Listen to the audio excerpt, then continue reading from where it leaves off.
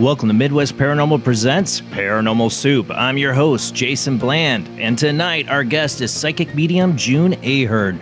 We're going to have her on to talk about her experiences in the paranormal, her life as a psychic medium, and you will be able to call into the show with your questions. Maybe if she picks up on something, she can do a little mini reading, but I say mini because we don't want to take up the whole show with it now. But you will be able to call in. All the phone lines will be open. We'll give those out here later in the show. And of course, what we do every Sunday night is the World Wide Web of Weird, and of course we got a lot of weird to cover tonight, so let's go ahead and get rolling into the show.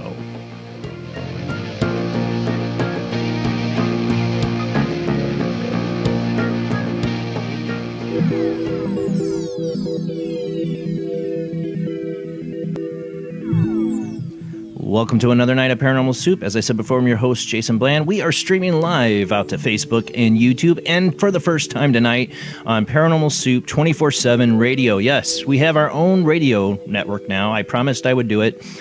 We are on our website. You can listen to us at mwpparanormalsoup.com. There's a little player there.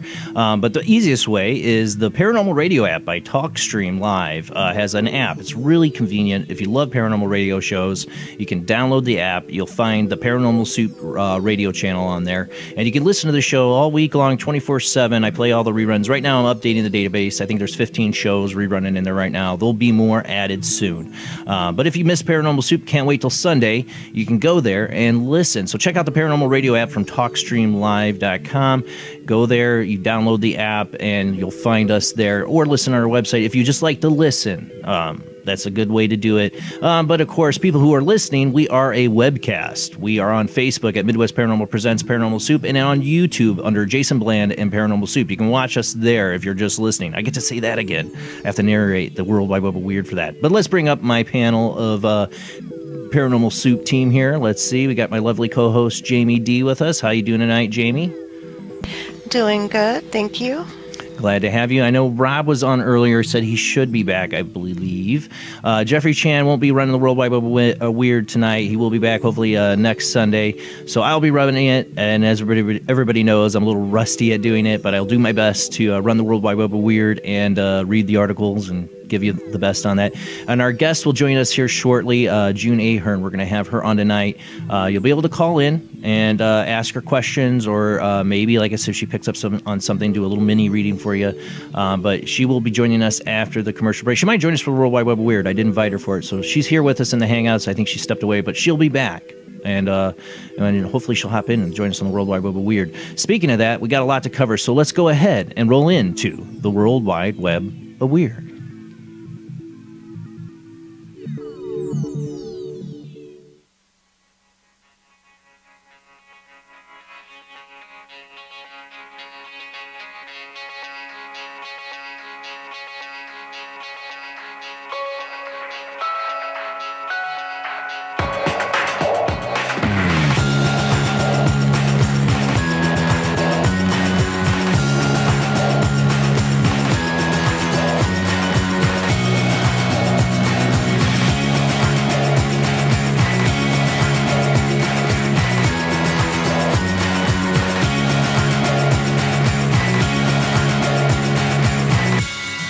Tonight on the World Wide Web of Weird, we're going to start off with this story I find interesting, because when I was a kid, I was into baseball and collected all the baseball cards, and one of the ones I had, I kind of cherished at the time until I realized how much of a kind of a sleazy guy this guy was, is Jose Canseco. And he's come up in the news when it comes to aliens. I never pictured Jose Canseco being involved with anything aliens, but he had some weird tweets.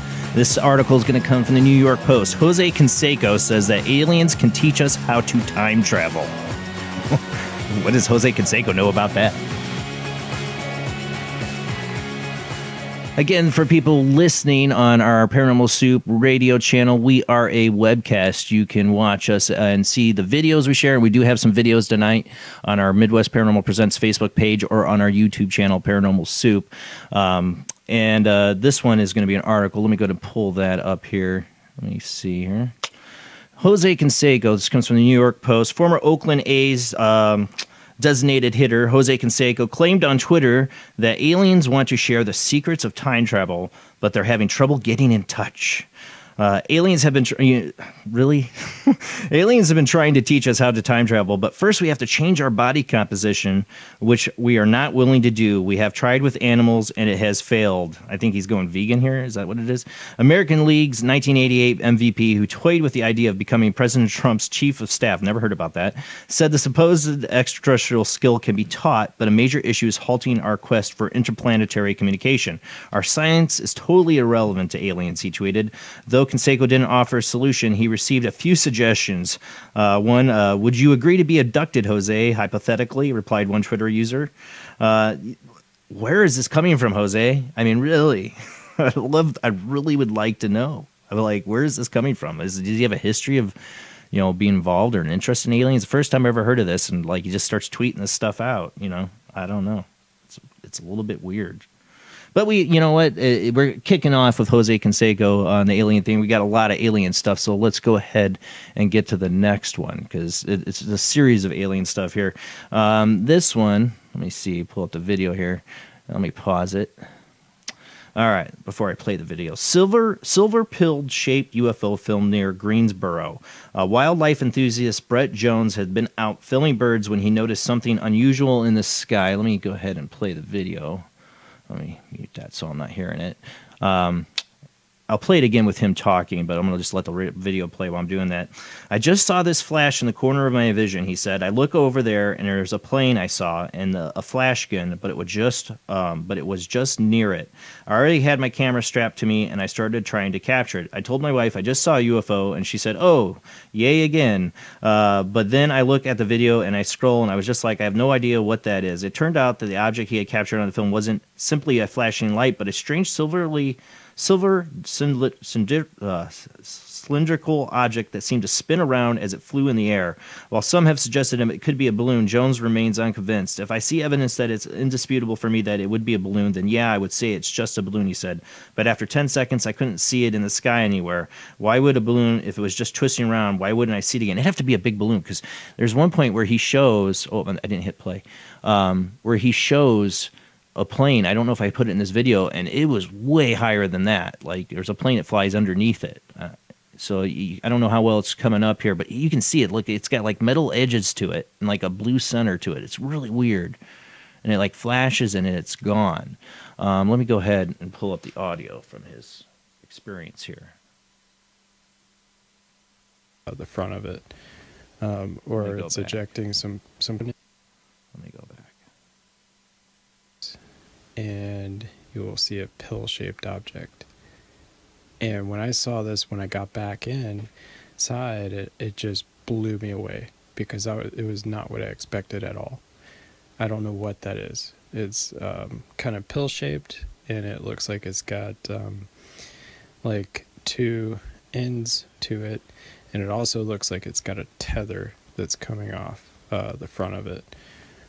Or it's ejecting some that's in real time, and then slowed down a little bit, and then I've taken some frame grabs so you can see that each end lights up individually, and it kind of goes from like a silver look to like a brass look, and then it also will flash, and the flash was bright enough to where I thought, before I could see it later, just with my naked eye, it just looked like it was something glinting in the sun, like it was and you can see in the foreground where it locks onto a part of a tree, just briefly. It doesn't actually lock on, it's just zooming back and forth. Kind of felt the same way about the object, but the autofocus was just not working, and so I didn't think I had captured it.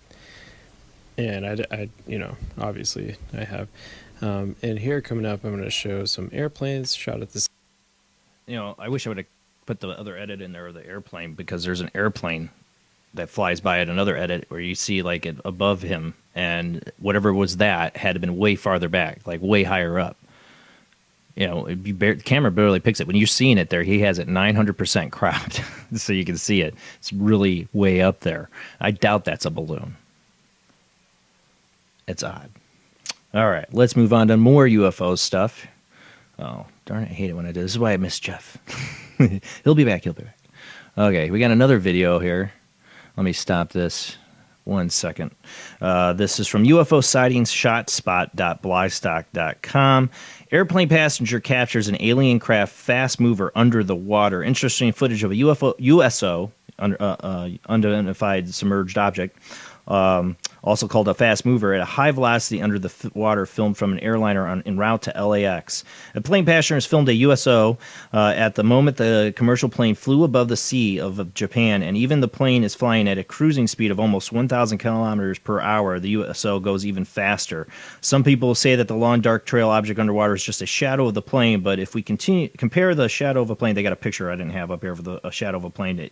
I don't think it's a shadow of the plane. You'll see here in a second. What we're seeing is a USO with a long trail of water displacement behind it, indicating the USO is moving through the water at a high speed. The plane passenger is not only the person who's witnessed such an underwater alien craft. Also, Mark D'Antano, an astronomer and chief video analysis of UFO organization MUFON, witnessed what he believed must have been an alien craft traveling impossible speeds under the water while he was on board a U.S. Navy submarine in the North Atlantic Ocean. According to Mark D'Antano, the U.S. Navy is running top-secret programs to detect unidentified submerged objects or fast movers behind the sea. I have a big fear of water, but a fascination with ships, and I even had family that served in the Navy and served on a submarine. And I always was like, oh, did you ever travel like under the Bermuda Triangle and stuff? And they were like, my uncle was like, yeah, we did. I've seen The Abyss 100 times. I'm a sci-fi geek, but man, I would not want to be in a submarine with something like this moving underwater. So here's the video. I'll get the volume up.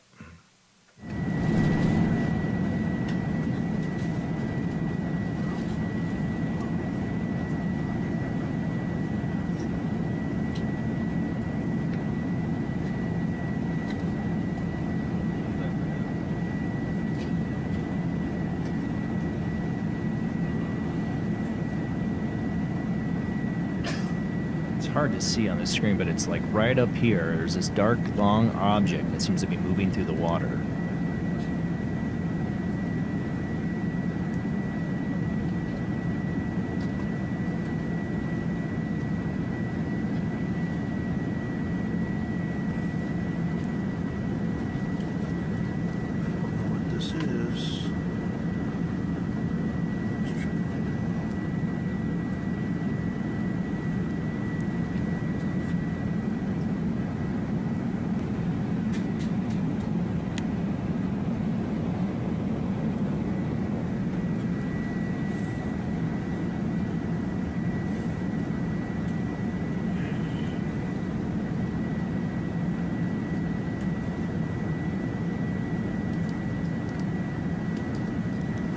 And it looks like it's moving. It looks like it's moving under the water, like keeping up with the plane. Like they said, the plane's going 1,000 kilometers, and this thing's about ready to pass it up underwater.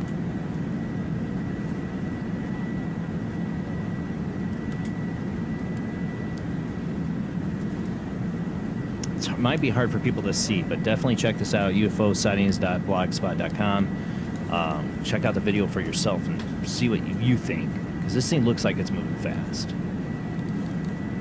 And it might be hard to see in my video quality, I don't know.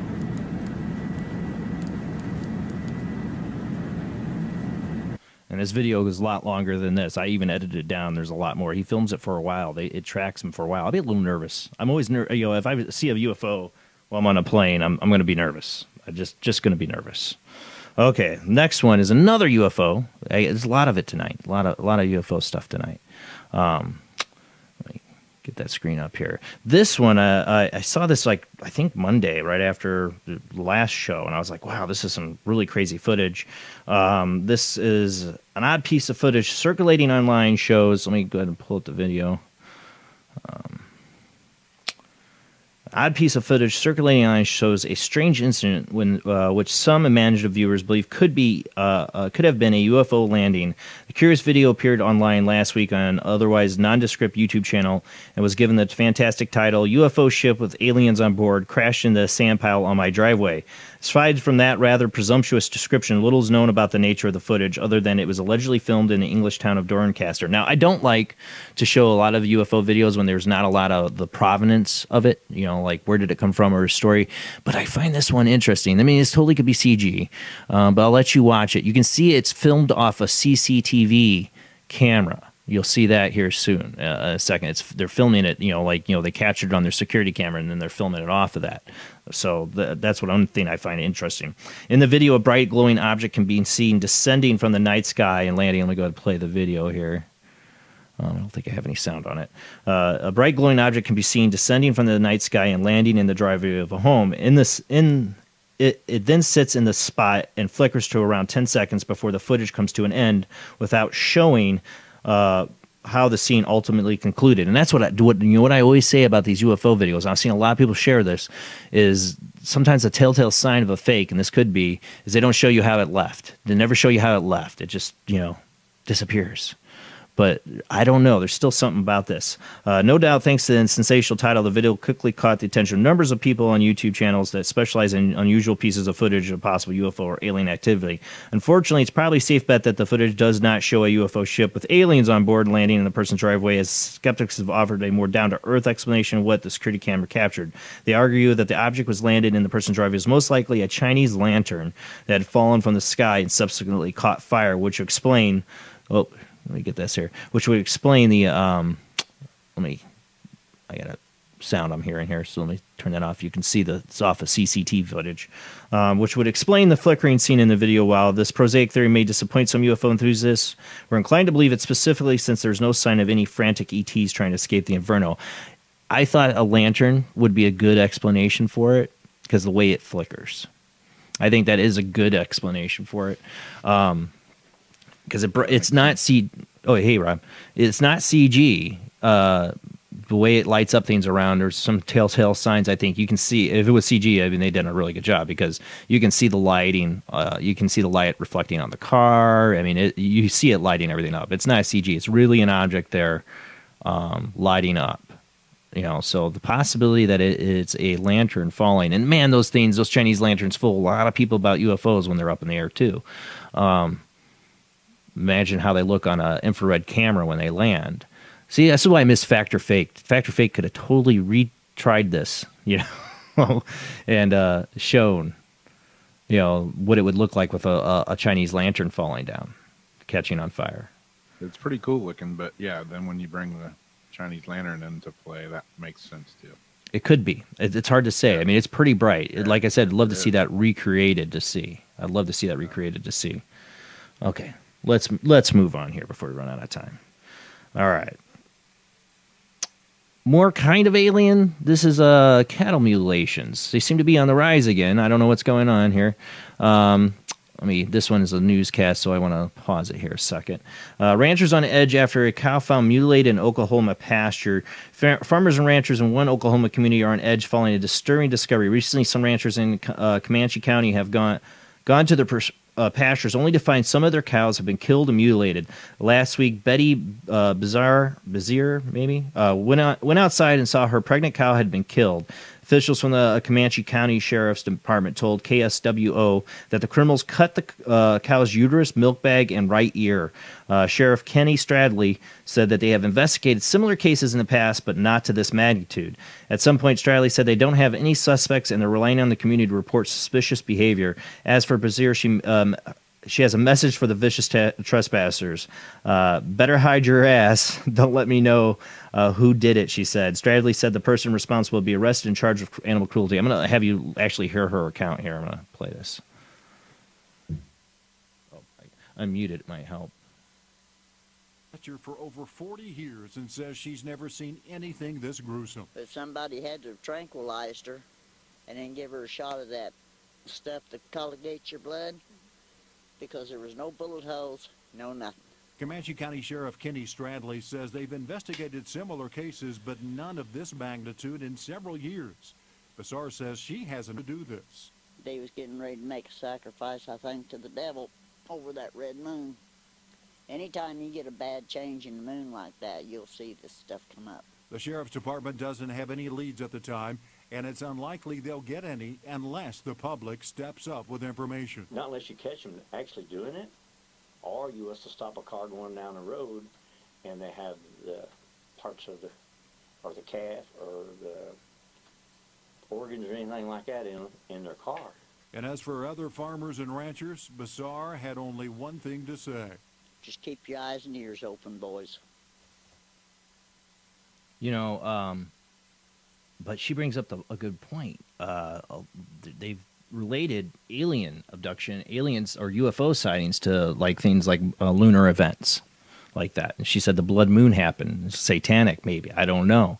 But it's interesting. I thought it was really interesting she brought that up. I don't know no doubt in my mind that she would pop a cap in somebody's behind. Oh yeah, oh yeah, oh yeah. Farmer losing that's a lot of money too. To lose that cow, and it was pregnant. Oh yeah. Mm. Well, speaking of Rob, since you're here from Florida, we got one from Florida for you. All right. HuffingtonPost.com. Florida woman killed boyfriend, lived with his body parts for months, police say. Suspect claims she was a victim of domestic violence. Let's hope. A Florida woman faces charges. I'm sorry, but I mean, to go to that extreme, she had to have done. I hope he did something better to make her do this. I don't know, but this is pretty bad. Florida woman faces charges after she allegedly killed her boyfriend last summer, cut up his body, and then lived with the corpse pieces in a recreational vehicle until late December. According to authorities on Friday, they arrested Penny Pospisil, I probably butchered that, 47, and charged her with second-degree murder and abuse of a dead human body, according to station WTF in Orlando. Investigators believe Pospisil killed 55-year-old Anthony Mitchell last August at an RV park in Sumter County. She then moved the camper and Mitchell's remains to Brevard County. I don't know how to say that. A month later, they say. Upon her arrest, she allegedly told police she was a victim of domestic violence and only killed Mitchell in self-defense. But deputies told WFTV they doubt that story since Pospisil went to great lengths to hide what she did. Well, I mean, if she killed him because of domestic violence, she still would be scared to get caught. I mean, she still might hide it. I don't know. Mitchell's dismembered body was discovered on December 30th after the police department in Melbourne, a city near Orlando, contacted Sumter County Sheriff's Office to let it know about an active death investigation. Mitchell's remains found inside a trailer at a campground in Melbourne. Police said the cause of death was a homicide due to a blunt force trauma, according to Florida Sun Sentinel. Authorities investigating Mitchell's death said his family spoke to him on August 22nd, 2018, and a short time later, Pospisil started telling friends, family, neighbors that Mitchell had died of natural causes and that his body had been cremated. Then neighbors noticed a terrible odor coming from her trailer. Police noticed the odor as they searched the trailer on December 30th and discovered Mitchell's dismembered body in the advanced stages of decomposition. Pospisil remains behind bars at the Brevard, I'm probably saying that, county jail, according to records.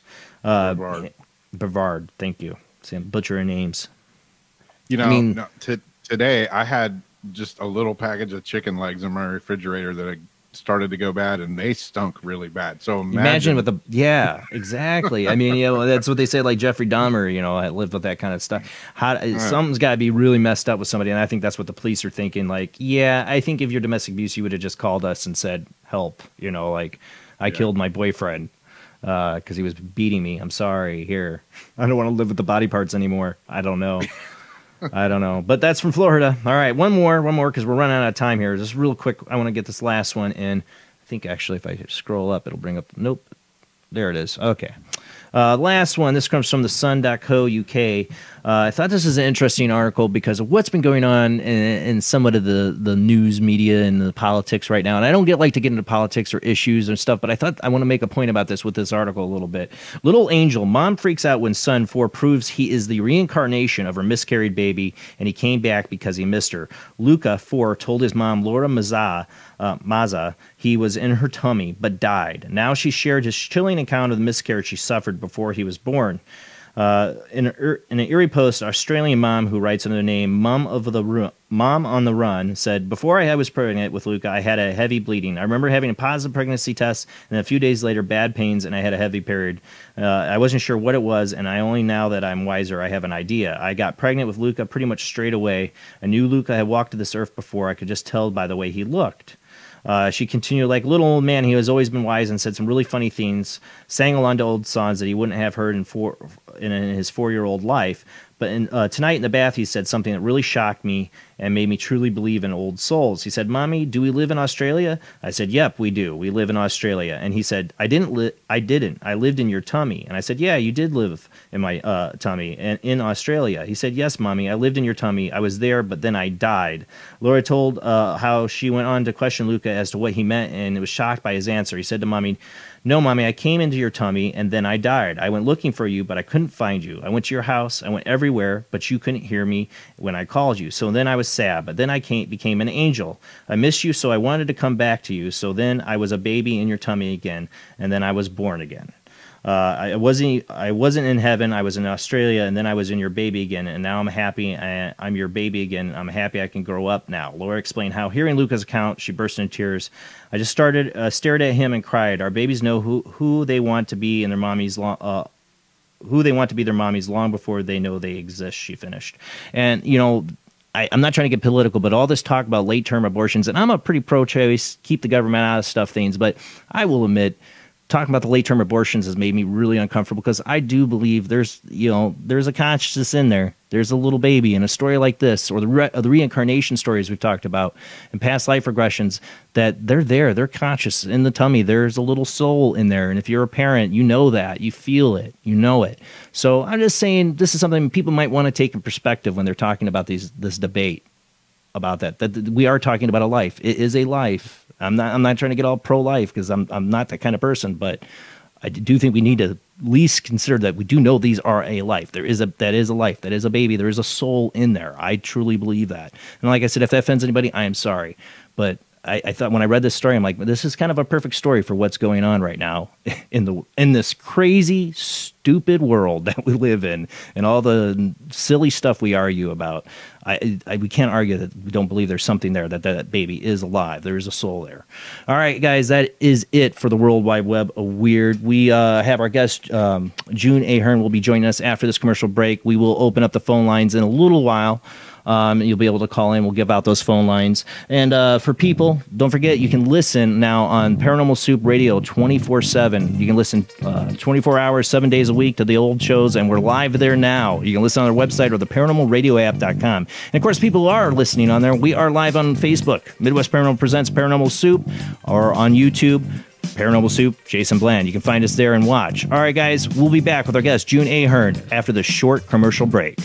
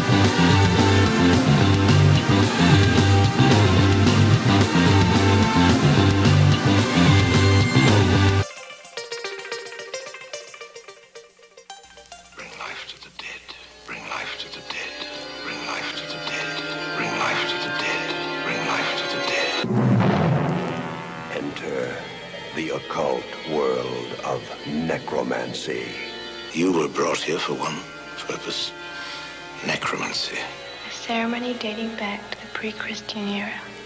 It's the art of reviving the dead. It requires involvement with evil spirits by the person performing the act. The devil god brings life to the dead. No, please. No, please. And death to the living. Necromancy. Starring Orson Welles and Pamela Franklin. From Cinerama releasing. In color, rated PG, parental guidance suggested.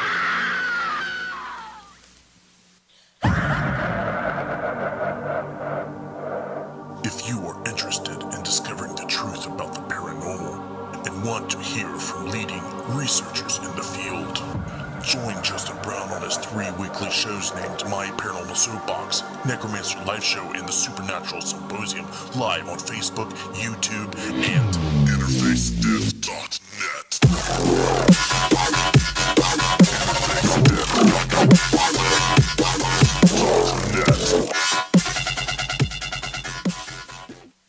He is conducting an experiment into the combined effects of sensory deprivation and hallucinatory drugs. The subject of the experiment is himself, and the experiment is out of control. Ken Russell's Altered States, a film that must not be missed, is in the West End now. Altered States, Certificate X. Hello, I am Fernando Martinez. I think by now you know I am an emotional kind of guy. People stop me in the street and say, Fernando, what the hell is wrong with me? Silk shirt, hairy chest, enough aftershave to drown a household pet, but I still cannot get a woman. I tell them you are an ignorant fool. Without a symbol of power and fertility around your neck, what kind of woman is going to respect you? That is why I have teamed up with Medallion Man, the shop for medallion needs. Medallion Man caters to all levels of masculinity. For the strong, silent type, a medallion the size of a hubcap will say everything that needs to be said. Even singing medallions for the Casanova, who knows music is the food of love. Model trains, dollhouses, diapers, whatever your interest, we've got the medallion for you. Don't forget, every woman knows if you can't support a medallion, you can't support a family. This is the sound of a space clock aboard a U.S. satellite 180 miles above the Earth. No one winds up this timepiece. It's powered by a tiny battery, a battery that delivers power for years without replacement. Now the same type of battery, the Duracell battery, can bring new reliability and long life to your battery-operated equipment. Radios, cameras, toys, all run far longer. Duracell batteries, the long-distance power cells, outlast any ordinary battery.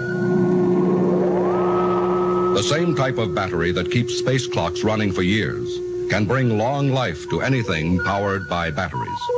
Dura, as in durable. Cell, as in power cell. The Duracell battery, made by Mallory. Are you intrigued by Paranormal Talk Radio? You'll love the new Paranormal Radio app from TalkStream Live. You'll find a great selection of talk shows covering UFOs, ghosts, strange phenomena, and much more. Download the Paranormal Radio app now and start listening to the very best in paranormal talk entertainment, including the network you're listening to right now, the Paranormal Radio app, free in Google Play and the iOS App Store. Switch to DCS ranging. 240, nominal to profile. We're in the pipe, 5 by 5.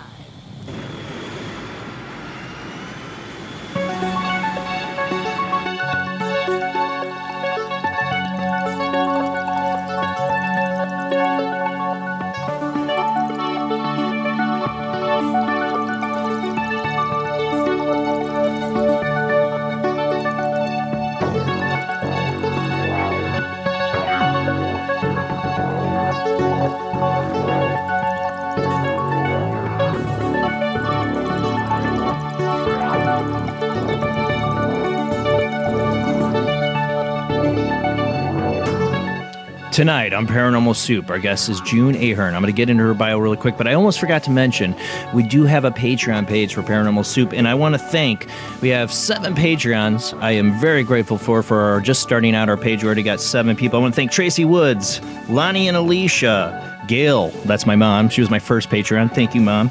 And Stephanie Lynn, Tammy Ford, Gina Ray Leorio, I think I got everybody there. I might have missed somebody. If I did, I am so sorry. But thank you to the patrons. And you can find those links in the show description for our Patreon page. Donate. Do what you can to help keep our show going. We're streaming out to a radio server because of these Patreons. So thank you guys. I wanted to thank you. But our guest tonight is June Ahern, psychic medium. I hope I'm saying your name right, June, because I didn't ask you before the show, and I always hate it when I forget that. But June Ahern has written books on the paranormal, metaphysical subjects, as well as novels. After 40-plus successful years as a psychic reader and medium, she's mostly retired from private practice, but continues to share her talents in a YouTube documentary series called The Haunted Bay. You can learn more about June at www.juneahern.com. You can be able to call into the show tonight. We got several ways you can call in. You can call in now, but you will have to hold until we call on you, which could be a while. But I will give out the phone lines now so you're ready. There's 219-230-4444. You can also call in at 260-225-9419. And then there's Skype IDs. There's Skype ID oojblandoo, and then there's Skype ID Jblandparanormalsoup. The Soup live chat 800 live chat, that Skype line's down tonight. Jeff runs that. He's not with us tonight, so don't call in on that one. But you can call in. You just got to wait on hold until we call on you. Might be a little while yet. Probably after the second commercial break, we'll open up the phone lines. But let's get to our guest.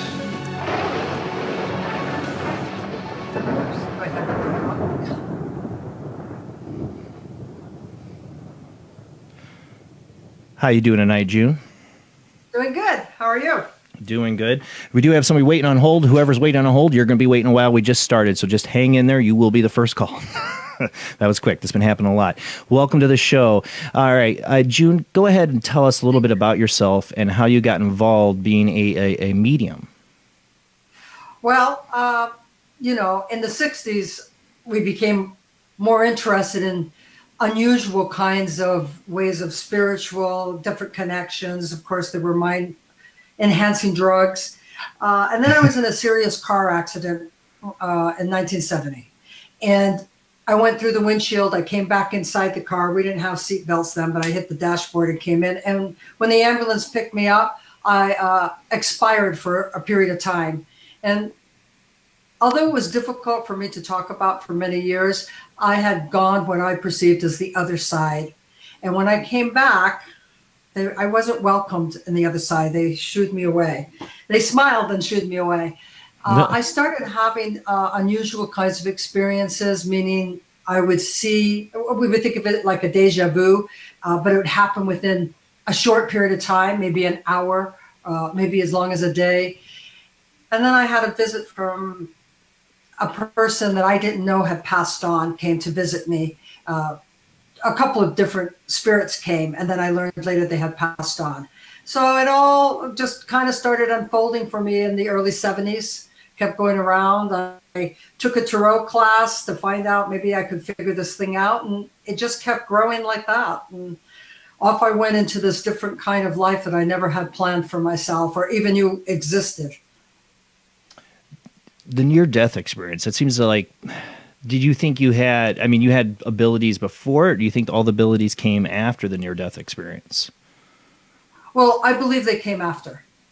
I know that my mother was very into it. She would read our tea leaves, or she would talk about dreams that she had, and then some of them came true. So we loved to hear what my mother had to say, but that was it. It was more like entertainment. So I would say it was after my near-death experience. It was absolutely where, while I was sitting in the car waiting for the ambulance to come, I had seen this, someone outside of the car, a woman looking into the car, and all I remember, she was dressed all in white, and I thought that she was screaming. Well, it turned out the police told me that it had been me screaming and crying.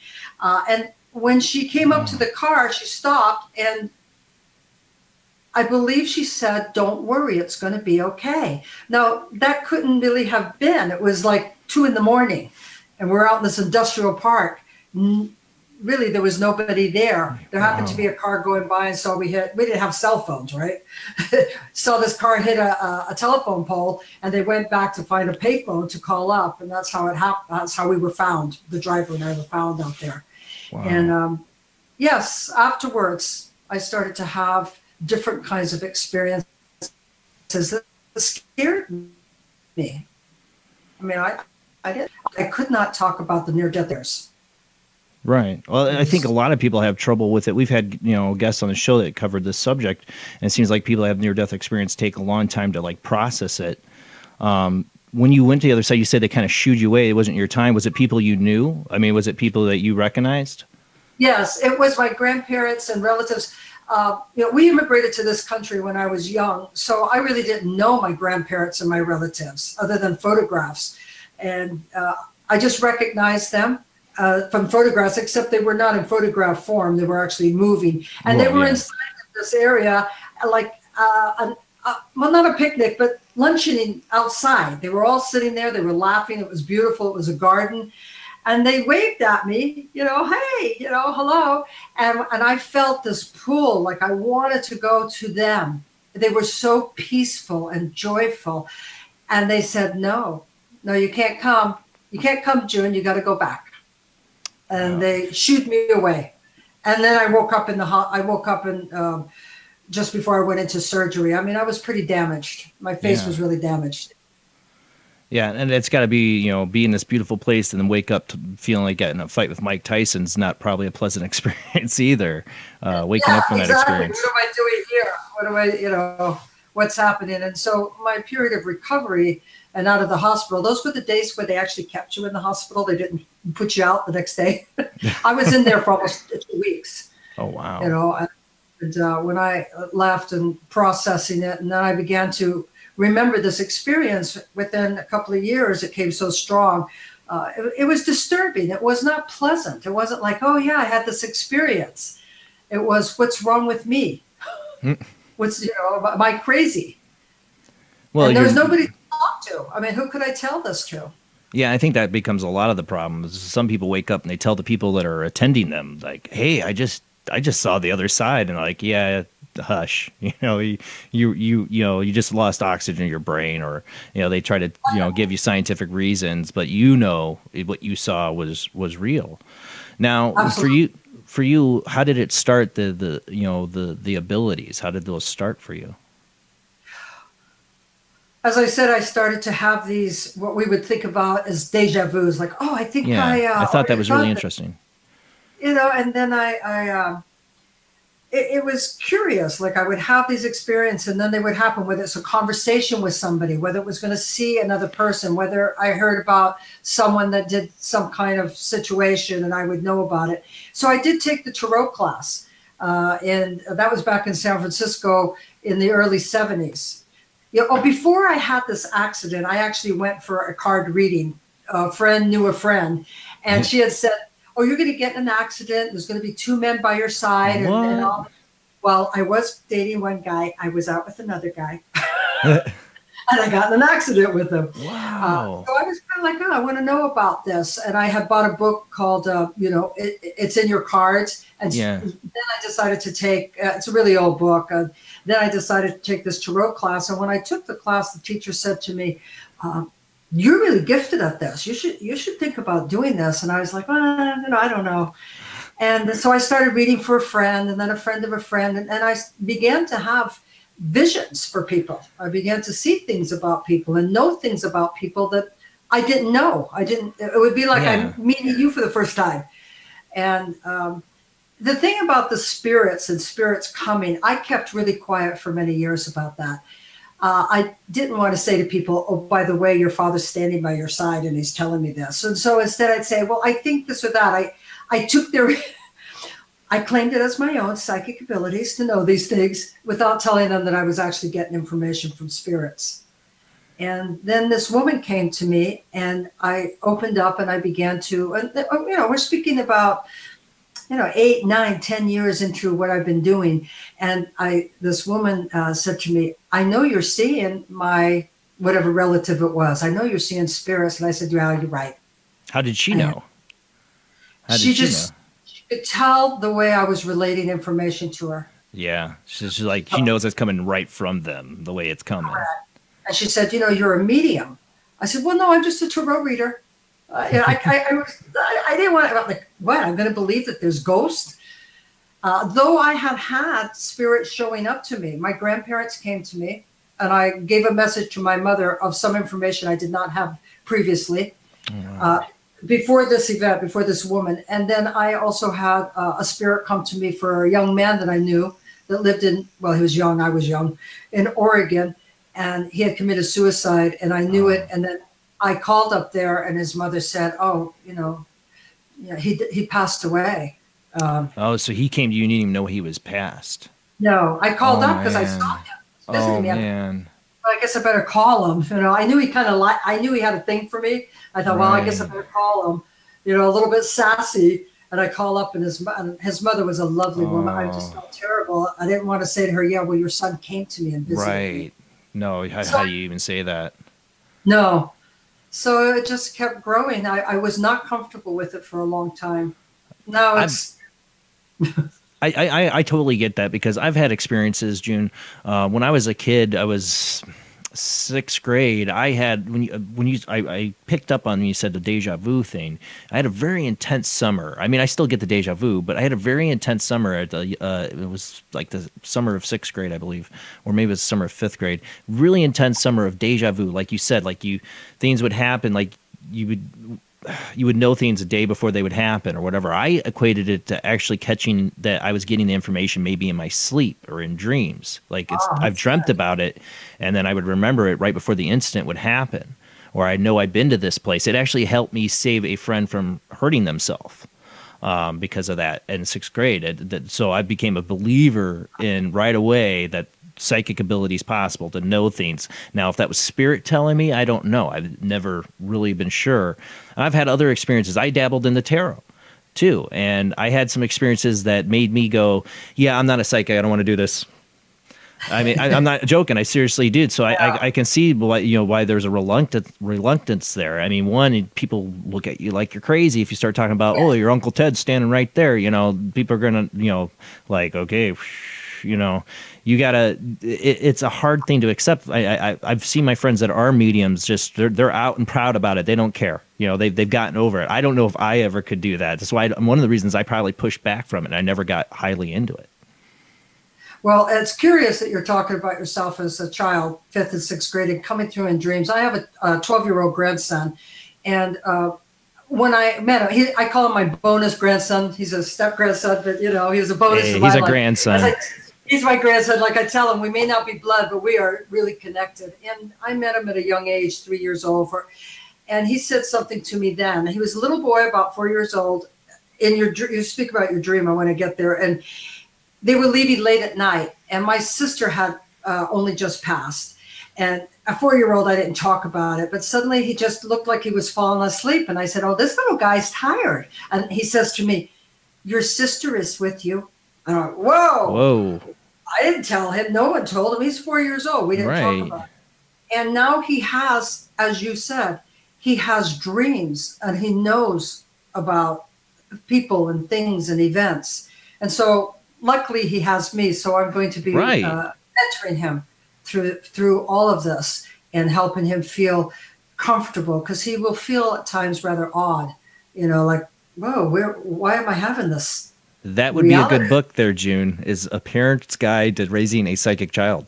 Because you got to think, he has the benefit of having grandma, that is a psychic. But think of all the kids out there that are saying things to their mom or dad and freaking them out.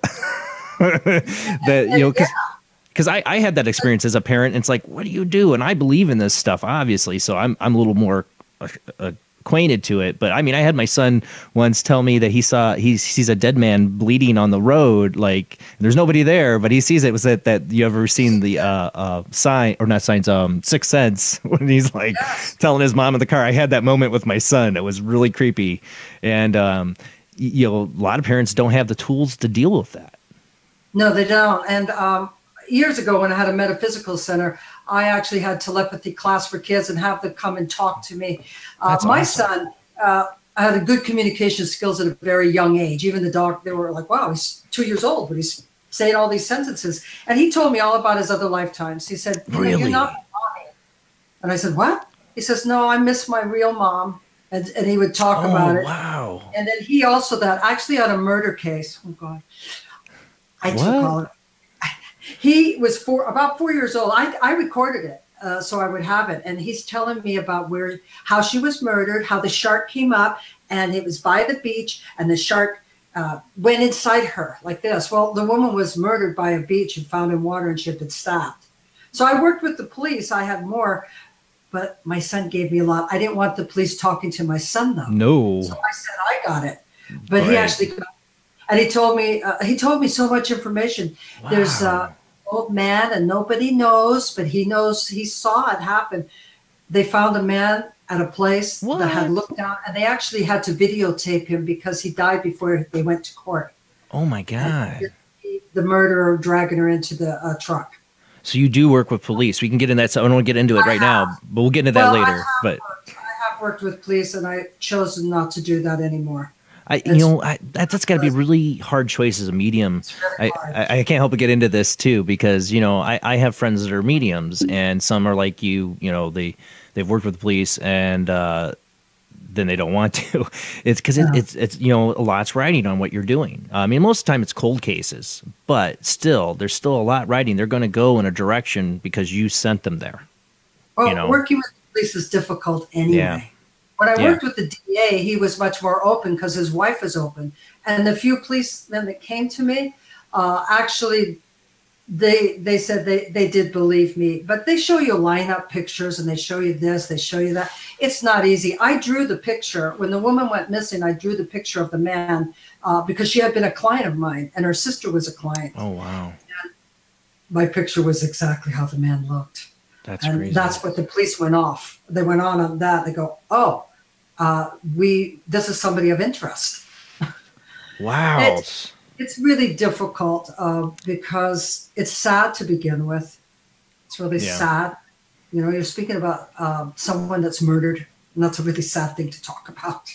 Yeah. And you feel the sad, and you watch the crime, which is really hard.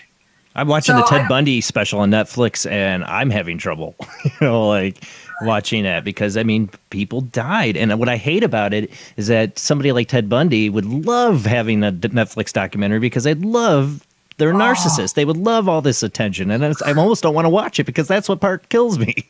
Yeah, I would never want to get involved with that of the psychic ability.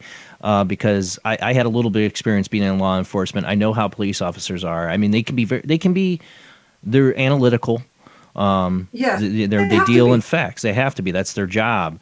So it's a hard thing to merge the psychic and the police on that. It really is. Yeah, and I think that now they're more willing to be respectful to listening. I think before it was more difficult. But they have found out that people like me can give something reasonable. Now, the misconception is for many people about psychic readings, whether it's the police or anybody, is you're going to name the name and you're going to name the address and you're going to name the date. Oh yeah. I mean, we've had Robbie Thomas on, who's still works with law enforcement and that, and he's he's had a cop of like, okay, give me the name, give me the place. Like they expect that information. If you're psychic, okay, give it to me. That's not how it's going to work. I mean, it's just, I mean, I don't want to get too far into the police subject though. We can get to that later. I want to get back to the children, because as a father, I'm really interested in this subject of psychic children. So I don't want to get off of that. That's what I was saying. I knew we'd go down this line. That's how it happens on this show. But I do want to stay a little bit on the psychic children, because, like I said, I'm a father and I've had a few experiences with my kids. And I know my mom had experiences with me quite a bit as a kid, so I'm getting a little bit of a payback. But what are your suggestions to parents when they do experience these things with their kids? For one thing, you don't encourage it. You allow them to speak to you first about their experiences, and listen to them and hear them. And in some way, you ask them questions like, does this scare you? Are you afraid of it? Yeah. Is there something that we can do to stop it? We don't, with children, and especially teens, when you get into puberty, the floodgates open. Oh, yeah. And if you're psychic, it's coming through very strong. My grandson asked me, well, do you know anything about the demon entities? I says, I don't even go there. Yeah, but you have to worry about it, because you bring that up. When I was 17, everybody knows I had what they call a shadow person experience, and very, very negative. I mean, it almost killed me, and I was only 17. I was not equipped mentally to handle something like that. I don't think even an adult was equipped to handle what I went through. Yeah, I don't like to handle them when they come through. I don't encourage. Some people are real into the spooky part, and I go, you wait till it happens to you. You will not be done. Oh, exactly. It's one of the things that I would do when I was teaching children, ESP, telepathy. Mostly I let them talk. And then I talked about, did you see that in a movie? Or did somebody tell you about it? Because you want to be careful they're not using, they're offshooting from something frightening, like a frightening movie. I don't really think that children should be watching scary movies, personally. I don't think they should. I'm a bad parent. Sorry. And I don't think that, and I write about this in my book about. I get you though. People want to, my grandkids do listen, but like, what's it, Annabelle, the doll? I wouldn't let my kids watch that. No. Yeah. I read about, they should not be part of any kind of seance or spirit community. No, well, I don't think so. I've had people want to bring them to when I would do seances and such. I don't encourage it, but I listen to them, and I want to put it in some kind of perspective for them and say, what do you think we could do about this? And I would be a part of it, like saying, can I see this ghost around you too, or the spirit around you too? Which I'm already looking at it. Right. But I ask permission, and they'll say, yeah. I said, well, let me just check with it.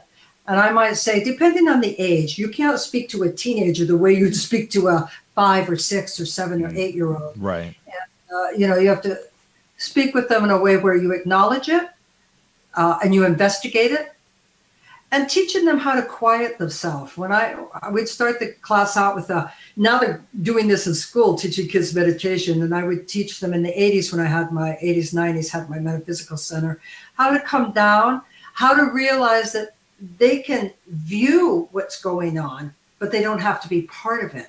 Or get emotionally involved in it, right? You don't want to be emotionally connected at all. No. Well, that's what I'm saying. Some of these kids can have we've seen all the haunted shows and stuff like that. A lot of my audience has used it. These kids can have Yeah, a lot of these kids can have really negative experiences. I've dealt with cases with the kids, and you bring up about bringing kids to this kind of stuff. And I had early days of investigating. I belonged to a group, and I remember a parents bringing their autistic son. I thought that was fun. He was like 12, But then I found out that they were letting him play with SB7 spirit box in his room and playing with pendulums. And then he's talking about seeing a shadow man and bad things and like getting really negative. And I go, well, then why are you letting him play with these things like they're toys? They're not. This isn't toys. This isn't a game. And you're letting him treat it that way. And it can get really negative. They left the group and didn't want to talk to me afterwards. But I couldn't help but say it. I had to say it. Everybody looked at me. But, this can be dangerous. I had to say it because I had my negative experience, and here's this poor 12-year-old kid doesn't know what he's getting into, calling out to the spirits in his bedroom alone, and he's already special needs. I'm like, you guys can't, and they would not listen. And some people get way too deep into this, and there's a danger. There is a danger to this. Absolutely. I ask people, it's not a game. I don't like the Ouija board. I never encourage anyone to play with it. And when people like to go on, I don't even believe that most kids should be taken on ghost hunts when people go around because they're so open. You think of them as a sponge and they're taking this in. As we grow as adults, we hope that we have filters. I'm a skeptic psychic. Yeah, Meaning I think I just don't believe everything somebody tells me. I'm like, okay, well, tell me about it. And let me see. I may not have experienced it myself, but tell me about it. Right. And then, is this person's imagination running overtime? Is what I look at. Anybody in the paranormal field has encountered that with somebody. You just have to accept that this might not be real. Yeah, it's trying to put it into perspective for them. And then, there's such a thing as in your dreams. I wrote down that you did this in your dreams, and that's a really powerful way to make connection. In the astral plane, the dream plane, when we're out there, and you get a lot, but you also get a lot of false messages out there too. My grandson recently told me that my sister came and she was angry at me. Well, my sister and I were like this, and we did all our spiritual life together. And I know she's not angry at me because I talked to her enough. She might get fed up with me at times. And I think he's opened some kind of a door to other kinds of. The subconscious is going to be there no matter what. We had a guest on, Lainey Dalphin, who was all about dream interpretation and how much the subconscious is trying to talk to you in your sleep. And sometimes it is a psychic experience and it's a family member coming through, but it's also a reason that your subconscious wants them to come through too. Those kind of things. So it could be just a subconscious message that he's relating to something else at that age. If there's a psychic school, like here in San Francisco, we have a school called Psychic Horizons. And, they're along my lines of keep it real, keep it fresh, investigate it. You could take your child to something like that. If there's an area where they deal specifically with children, because a psychic child really needs to be directed and geared. It's not going to go away. And if you are not heard and you're not given the right information, I had to deal with adults who believed they were crazy until they came to readings with me or my classes. And went through their life like that. Yeah, I know that feeling. I mean, I've been there. I've felt like all my life I've been different and weird and things that have happened to me. And my mom, she's a pretty open person. She's not, she's always been open. So I definitely had a good childhood for that kept me from losing my mind. My mom was open to the ideas of psychic experiences and all that. So it wasn't pushed away or anything like that. I had my own fears about it. After having a negative experience. And that's what I wonder about children is that there is, I want to see children encouraged. Little Jedi Padawans, they have this ability that can be encouraged and trained and they could use it and we can have change society by encouraging these things. But there's got to be a protection. There's got to be safety things there because I've seen the negative, I've seen the dark, and it can be attracted to these things. I think like Carol Ann from the Poltergeist, they're back. She was a psychic child that attracted all these entities to her. I think that's that can be a possibility too. They're this little light, and they can have some negative experiences because of it. And they will, attracting, especially when they open up to children. What you just said is true. They attract all kinds of poltergeists, especially that, because they don't have the filter to stop it. I had one time my house, I don't know who brought it in, really negative. And I was, you're going to get out of here. And I kept telling them, no, you're not going to live in my house. I'm really not afraid of them. I have some fear around it, but I'm not afraid where they're going to get me. And they can actually touch you. And I had them pull my blankets off of my bed one time. And I got up and said, oh, no. So what they did is they went in and they attacked my son, my little son. Oh. By then he was like 3. And he was waking up screaming. So I just put on all the lights and I lit the candles. I did the whole cleansing and I banished them from my house. So, but a child can't do that. No, my mom had that. My mom had that same experience because she was having like feeling like somebody was crawling into bed with her. And then one night it stopped.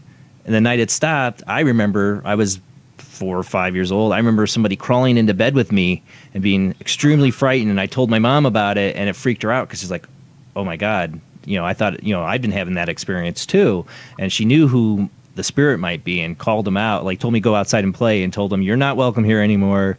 This was your place, but you got to move on, And I swear to God, the next night I saw the same figure, like shadow figure in my room, and it messed up all my room. Like I told on them, and they got mad and they messed up my room because my room was clean that day. And then that night it got destroyed by the ghost. And the next day, my mom doesn't remember this. She's like, I don't remember this. I'm like, I do. I remember this whole experience, this ghost climbing into bed with me and then telling you that. I didn't know she told it to get out of the house. But then I remember the next night, this thing, like my room was clean that day. My mom made me clean it and we cleaned it up. My room was always a mess.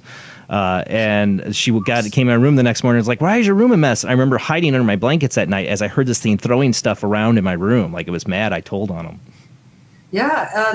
And if your mom sounds like a really cool lady, actually. She is. For her, to really hear you and to believe you and her own experience. And that's what the psychic child needs. If the parent has not had any of that experience, they want to look and say, where do I find a place?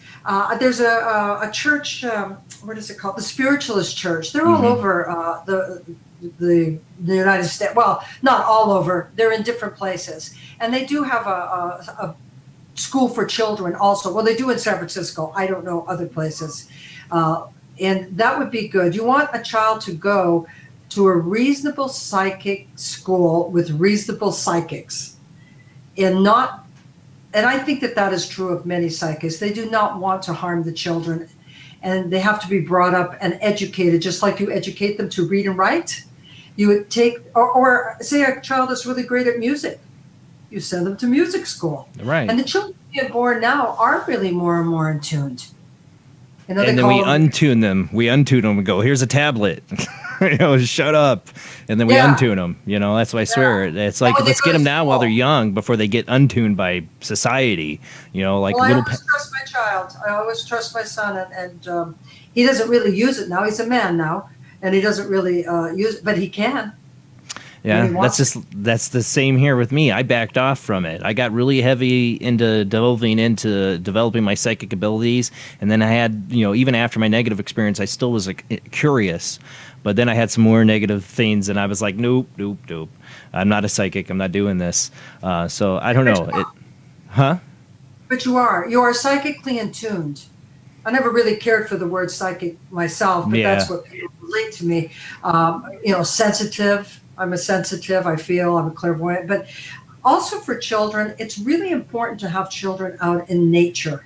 As you said, don't just put them in front of the TV or the tablet or whatever. I'm a sinner. I'm a parent with a 7-year-old and a new 3-year-old that just had his birthday party today, and I sin like that. So I'm not judging anybody. I put my kid in front of the TV. I put a tablet in my kid's hand, so I'm not judging anybody. I watch my grandsons. I put them in front of SpongeBob when I go, Grandma's tired now. Could you watch SpongeBob? Yeah, exactly. Here, there's the TV. I take mine to the ocean. I don't live far from the ocean, just blocked. I take them to the ocean. I take them. I have a horse, or I take them outdoors. Have your children in nature, and have them sit and communicate with nature. Have them sit and talk about what are you feeling around you. Children, especially psychic children, do really well with animals. I know kids have allergies, Yeah. But they do well with animals. They can learn to communicate with animals. So I usually start anybody, and especially children, out with really simple little telepathy games, ESP, building their confidence, but also teaching them how to discipline that confidence, to put it more into a little kind of box, like what do you see with the shape? What do you see with the color? So that they're building their ability by using their brain. Where do I put it, and how do I use this information? How do I judge what's my imagination, which is completely crazy when you're a kid, and what's an actual psychic experience? I mean, when I was a kid, I still have a crazy imagination. So I mean, there was things that I'm sure was mainly my crazy imagination, but there's things that happened to me I know were completely psychic, and you say you hate that term. I do too, because it carries a lot of heavy connotations with it. Like you said, you tell somebody you're psychic, okay, give me the lotto numbers. Or tell me who murdered, Which horse is going to win? Yeah, I always tell them, if I had those numbers and horses, I wouldn't be doing this. I would be winning exactly. all of it. If it was that, And but then you get made fun of, oh yeah, definitely. Do you mind? I've had somebody on hold for a while. Do you mind taking a phone call before we'll have a commercial break coming up here soon? All right, we had him waiting on the phone line. Who do we got on the phone line? Good evening. I'm Amelia. Oh, hi, Amelia. Thank you for calling in. Well, of course. I'm happy. I'm excited. I'd like to see if Miss June can tell me anything about the celestial beings around me. What around you? Celestial beings. Celestial beings. Oh, okay. Yeah. Okay. So, Amelia, right away, just hearing your voice, what I picked up with is tremendous light energy of a female. And it really felt more in tune with the creative aspect of you. Really pushing you more to open up your voice, to both through your voice and writing, color around you. So I don't know if you paint or you draw, but there's a lot of the celestial being. Pardon me? I said I do. I have a lot of art. Okay, because this celestial being is at the top of her game, so to speak. She's a very powerful, creative being. But you have two others. One deals a lot with healing your childhood and your childhood trauma that goes early childhood, around the age of seven to about 9 or 10, kind of helping you smooth out your nervous system, because your nervous system can get very hot, which would cause you to feel tremors or shaking, or you might say, why am I so upset? So you want to stay away from all things that are caffeine, for one thing, because you're already running on that energy. And Okay. that's what I pick up for you. I hope that is useful to you. Yes, thank you. Thank you very much. You're welcome. Thank you for calling. Yeah, thank you for calling, Amelia. Of course. Yeah, have a good night. You too. I have somebody else waiting on the phone line, but I'm gonna have you, whoever's waiting on the phone line, we'll get back to you after the commercial break. So just hang in there. We're talking about children too. I'm still, like I said, you brought this up before the show that you would like to get into this subject, and to me, I would, because like I said, I have my son. I've thought about playing, like we've played a little bit, like kind of like some psychic games, because he's definitely my son. He's got interest in this. He wants to go ghost hunting as soon as I will let him. I think some children, when they get into the teen area, might be all right doing it. It depends on the kid.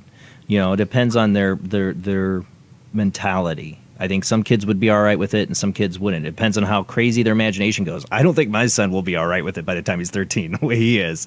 He's going to have to have some time. But I want to open him up to the ideas of it and do it in a way that's safe. I want to introduce these ideas and concepts. I introduced it to him by relating it to his favorite topic, Star Wars and Jedis.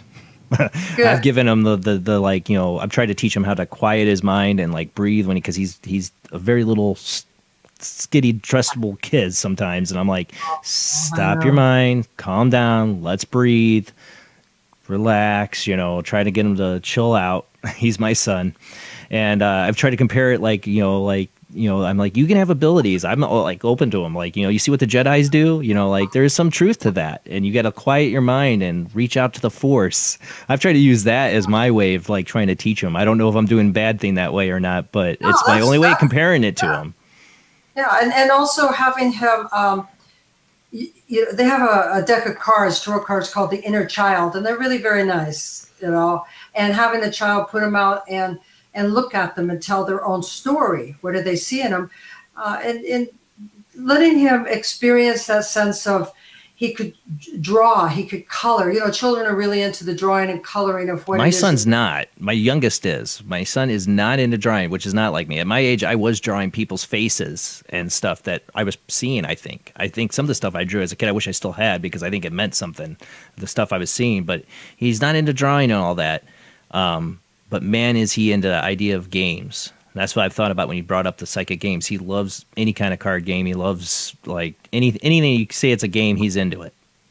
Well, I think training his mind, you're talking that he's very active. He's an active child, and you're teaching him a little bit about quieting his mind, quiet himself. And it's for children, what I would use, and I learned this through another teacher, is have them see them going up into the clouds and being in the clouds and being in space. For your son, it would be space. Oh yeah, for sure. His whole wall's painted as space. He has a wall in his bedroom. It's all the planets in space. So yeah, that's him. He's a space cadet. He's my son.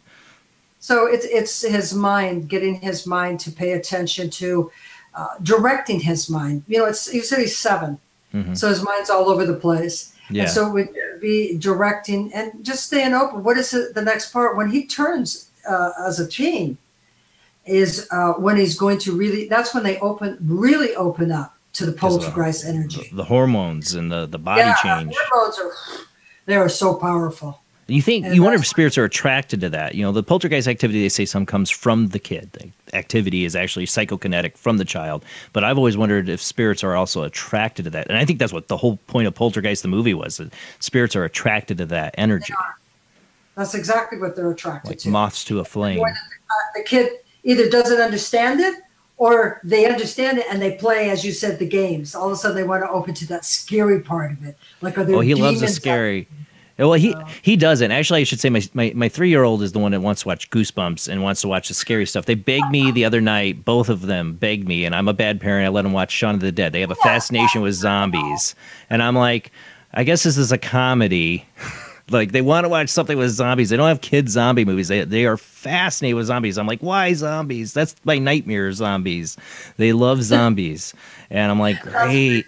They do love the creepy. My son doesn't totally like drift. Like, if I said this is a scary movie, he might still go, oh, I don't know if I want to watch it. But my 3-year-old would be like, me, I want to watch it. So yeah, they like the spooky though. Yeah, as I said, I was talking about like Annabelle or something the adults would watch. That's really frightening. I think it's just having our child and doing exactly what you're doing and teaching them to kind of quiet their mind the best that you can. 3-year-olds are not going to quiet their mind that fast. I mean, they're just 3 years old, you know. Terrible 3s and 2s. And having them have a psychic game, even when you lay out cards and they pick up the cards that match and the brain is growing that way, and taking it a little further and saying, well, I'm going to draw this picture, and what do you see that I've done with this picture? Like, you take them somewhere to where you are, and they get to go beyond their imagination and go into more of the psychic realm. And you could take something when you were young, take them to your favorite park when you were young, mentally, but you don't show them. Then see if they can pick it up. Yes. And me and my wife, the reason I married my wife is like the first date I had, I knew I was going to marry her because she was into the same stuff as me. She was into the paranormal. She was into these ideas of telepathy. And we were early on dating. We started getting really close to, getting to know each other. And we would play like telepathy games. And it'd be crazy. When you play a telepathy game with somebody you become close with, and you're like, I remember we played a game. And I was like, okay, imagine something in your mind. I'm going to try to do it. And I started like just drawing out, like I could see like a black and white image in my mind. And I was like drawing it out on a napkin for her. And she goes, oh my God, this is it. And I don't remember what it was, but she's like, you totally got it. Or we would do like, the numbers or the letters and just do stuff. And as more you do it, like the better you get. It's crazy when you play, like we call it a game, but I've done this with other people too. And it's crazy when you make that connection. It's like it gets really strong. And then you have some really weird experiences. And then you can also find out which child is stronger in receiving and which child is stronger in sending. Oh, yeah, exactly. And I'm curious what'll happen when my 3-year-old starts being more talkative and if he's going to creep me out. You talk about, people probably watching it's like, well, Jason, you play around with the spirit boxes on the show. We do a live show. We just had one last week called ITC Night. We do live spirit boxes on the show. People call in. That sounds like fun. What night is that? We do it like once every other month, pretty much. Sometimes once a month. That sounds like fun. It's like usually the last Sunday of the month we'll do it if we're having one. I'll have to tune in. Yeah, I'll let you know the next one we have. I don't know when the next one is going to be. Yeah, let me know. Yeah, it'll probably be a couple months from now. But we, people call in and we see what the responses are. And by the way, people, those videos are coming out. Josh Lewis is going to be having a video come out. We had Josh Lewis on with us last week doing the ITC stuff. And the videos come out afterwards and people see a lot of the responses. Sometimes we hear them in real time. But we do open up doorways doing that. I accept that idea. I try not to do it very often. I do it once or twice a month. That's what my wife allows me, just for the show. I don't do it any other time, people. You get really hooked into this. You're right. Oh, yeah, we know. Trust me. I got Rob and Jamie here. They all know. They're into it. And I breaks from it. Like, okay, I'm going to break from this. But one time when we were early on testing this stuff out, this wasn't on a show. This was like a daytime test of doing the spirit boxes, testing this out when I was getting ready to do my first live show with it. I remember I had a bad feeling. I said, I'm going to hold on. I'll be back. And I went upstairs and I found my son hiding under a table. And he said, I just saw a man with glasses, an old man with glasses and a little girl. And he said glasses the first time. I'm like, well, what did he look like? And he said, I don't know. He had these belt things on him. I'm like, maybe suspenders? He didn't know what suspenders were. And I said, what did the little girl look like? She had dark hair and a white dress. Well, when I was a little kid, I would always see this little girl. I thought she was real with dark hair and white dress. And a psychic later told my mom that little girl was her miscarried daughter. That's a long story short. And the shadow person experience I had ended with a man in suspenders and glasses and an older man that looked like a great-grandfather of mine who saved me. So when I was opening up that doorway, I swear to God, my theory, and maybe it's just, maybe I'm just overthinking it, but my theory is they were there watching my son while I was doing the spirit boxes. And they were trying to like show him, they might have showed themselves to him to let me know, hey, you better watch what you're doing because you got children upstairs. I swear. And that's why I only do it once or twice a month. I don't do it all the time because that idea that I could harm my child. They're attached to you. Yeah, exactly. It's attached to us, about attachments. I'm sure you've had guests on to talk about attachments. Oh yeah. And I've seen it as an investigator. I've seen it, and I've had my shadow person experience. That was a very deep attachment that was very negative, and that's what scares me when it comes to children. It's like I want them to get in, be open to this, open to the ideas, have an open mind, and evolve if they have an ability to evolve it. But I know there is a danger, and that's what I think was good about talking about this stuff tonight. What parents can do to guide their children, but do it safely, because there is a danger. Some people I've met in this field, they're like, oh, it's all candy canes and roses, and there's nothing dark. Just don't look at the dark. Just don't look at the dark. Well, it's there. That's what they say. But that was something I was going to bring up. Is that we teach our children, I would teach, is that it comes into that division, that separation, and that they can't before I do spirit communication, whether it's with the haunted bay or a private interaction, I do a meditation of protecting myself from any spirit coming through. I can view you, but you can't come into my atmosphere. You can't come near me. You don't channel, right? You don't channel when you do it. You're just getting information. I know some mediums, that's what they do. They do channel. I did channel in the past, and I won't do it again. Is it dangerous? I won't. Would you think it'd be dangerous to channel? I mean, that's what I've always thought about it. There's a danger to it. As what I say is, I'm a bit too controlling to give up my entire being to another. Right. It just seems like a little much.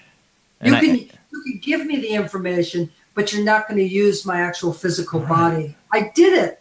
I have channeled like that, and I was not comfortable. That's what I would never, like when I was delving into this stuff and I was doing tarot, and I had experience. I felt like tarot opened me up to seeing spirits when I was reading something. Like it connected me, and I was opened up, and I saw a dead guy sitting on my couch when I was doing a reading over the phone. I would say it was a frightening experience that kind of dropped me from doing it. But when you do these things, you are opening up a doorway and you got to remember, things might come through you can't stop or don't like, and so you got to have some kind of protection before you go on an investigation. And I've been bad, I've been lazy about it, and I've watched an investigator have what I call a walk-in experience where they were taken over like that. And I would never, when I was delving into this, one thing I knew I would never get into was channeling. I would just not. There's just no way I was going to say, "Oh, come take me, spirits, let's do it." No. No, I feel the same way. As I said, I experienced it, and my heart rate went up. I'm just like, I was sweating, and the voice was coming out. And I've had clients say, "Oh, wow, June, that was great, but it wasn't you." And I was like, "Yeah, and that's not going to happen too much again." I had a spirit make me say something once by holding a picture of them. And it came out of my mouth knowing their first name, and then I knew their last name, but their first name came out of my mouth without any control. I didn't mean to say it. I didn't want to say anything. It just came out of my mouth. And I didn't like that. Just that one little glimpse of it, I didn't like. No. And so with the children, is to give them a feeling of a guardian angel and a guide or a teacher, that can come through the teacher or the guardian angel, however you want to put it. Separate from themselves, but connected to them. Like the guardian angel's there for you. So that they feel that they're, the spirit, any spirits have to come through that particular being. However you want to put it. If it's their secretary on the other side. That's what I always picture, because I've talked to a lot of mediums, and it seems they always have like a team of guardian angels that are like filtering the spirits that are coming through and communicating. They tap I'm reading, and all of a sudden I get tapped, like, oh, okay. You feel like a little tap on your shoulder? Yeah, like, okay, that's right. Go down this road with that information. And I say, wow. My angel just tapped me. And I don't know if it's an angel or it's probably kind of a smarty pants teacher. Come on, get the words out of your mouth. You really wonder how it works on the other side, when it comes to that. Yeah. Oh, yeah. Well, let's go ahead and go to our second commercial break here. We will be back with June Ahern. I do have the phone lines are full right now. People holding on the line. We will get you after this commercial break and take your phone call. So just hang in there. I know you're holding. Just hang in there. And people calling in, if I don't take your phone call, try calling back in a little bit. I only got a couple phone lines. So, all right, we'll be back with our guest June Ahern after this short commercial break.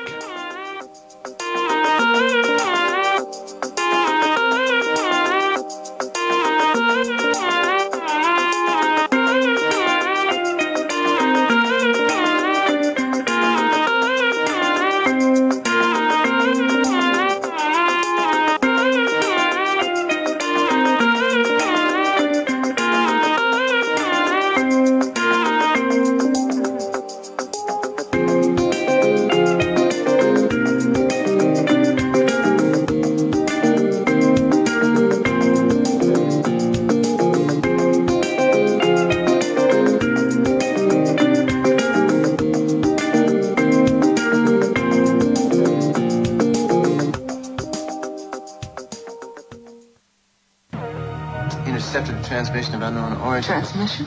Out here? SOS. Human. Unknown. Alien. Certificate X. Exclusive engagement at the Odeon Leicester Square.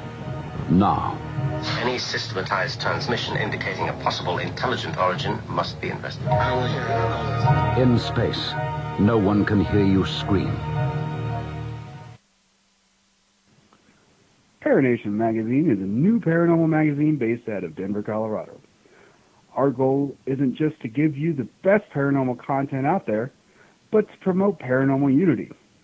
We're doing this by giving everyone an opportunity to tell their stories and to share their experiences. For more information, follow us on Facebook at Paranation Magazine, and soon, paranationmag.com.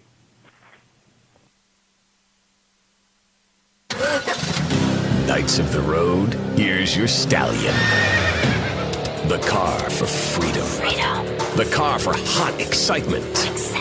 The car for a man who is alone against the elements. The Wanbatsu Thunder. The pride is back. It's the power of a compact. Looks small, but it's so big. Fuel injected. Inject me. my Batsu Thunder. On the toll road of life, you have to pay to prove you can. Live the emotion of an individual, the awesome power of nature distilled into one vehicle. Because after you get struck by lightning, there's thunder. The My Batsu Thunder.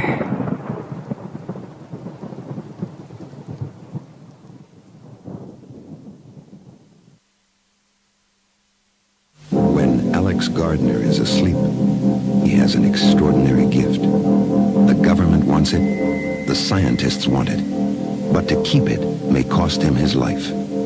It might be better if Alex didn't sleep at all, but he cannot resist entering the dreamscape. Can you? See Dreamscape in the West End and all over London now. Certificate 15. It takes an extraordinary adventurer to enter the dreamscape. This is an APAC studio presentation. Hey kids, tired of running away from home? Then getting lost and wrapping your big wheel around a cow? Then having no one to turn to other than that weirdo in the van with the dark tinted windows? Or his friend, your creepy Uncle John? Well, worry no more with new OnStar for Kids. Now you can run away in style with an OnStar for Kids kit installed in your big wheel, tricycle, or cute little smart car. Yes, just in time for Christmas, OnStar for Kids. So the next time you're on your way to Granny's house, or Weekend Dad's pathetic little bachelor pad, and you run over a homeless person in your toboggan, OnStar for Kids will clean up the mess, hide the hobo body, and get you there in time for nappies.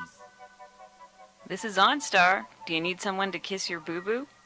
This has been a presentation from Tim Morgan's APAC Studio. For more almost professional amateur comic studio content, visit the APAC YouTube channel. Search APAC 2002. That's APAC 2002 on YouTube. Edgar Allan Poe wrote Spirits of the Dead with a pen dipped in warm blood. You will see the ultimate in terror with this important all-star cast. Brigitte Bardot, Alain Delon, Jane Fonda, Terence Stamp, and Peter Fonda in Edgar Allan Poe's Spirits of the Dead. Only Poe's demented genius could bring to the screen such horror and evil. Spirits of the Dead stars Brigitte Bardot, Alain Delon, Jane Fonda, Terence Stamp, and Peter Fonda. Directed by three masters of the cinema, Federico Fellini, Louis Malle, and Roger Vadim. Spirits of the Dead is an adventure in terror beyond your wildest nightmares. Spirits of the Dead in color is rated R. Vince, you said before you were waiting for a sign. What sign are you waiting for? Gozer the Traveler. He will come in one of the pre-chosen forms. During the rectification of the Valdrani, the Traveler came as a large and moving torb. Then, during the third reconciliation of the last of the McKettrick supplicants, they chose a new form for him, that of a giant slore. Many Shubs and Zools knew what it was to be roasted in the depths of the slore that day, I can tell you.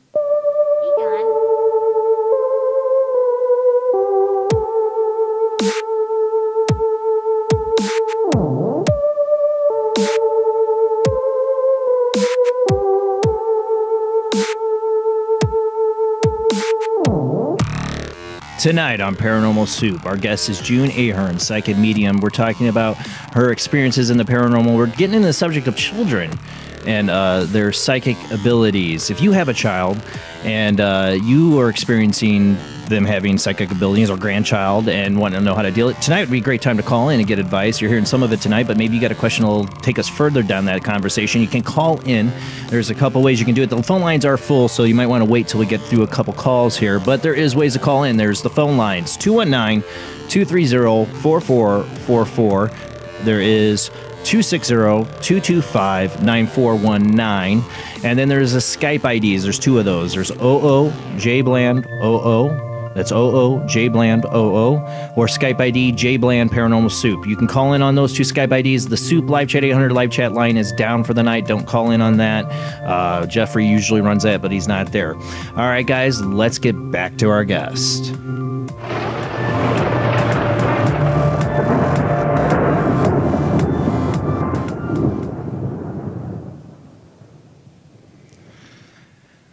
Thank you for staying with us, June. We do have other people on the phone if you're ready to take some more phone calls here.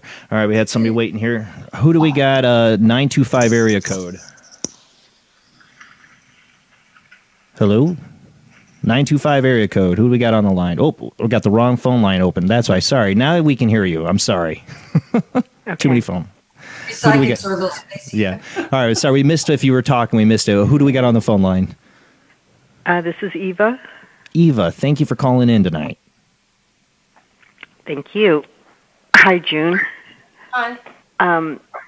So my question is not about children, but it's rather a Ring doorbell that captured a person, but it didn't look like a person. It looked like a floating orb.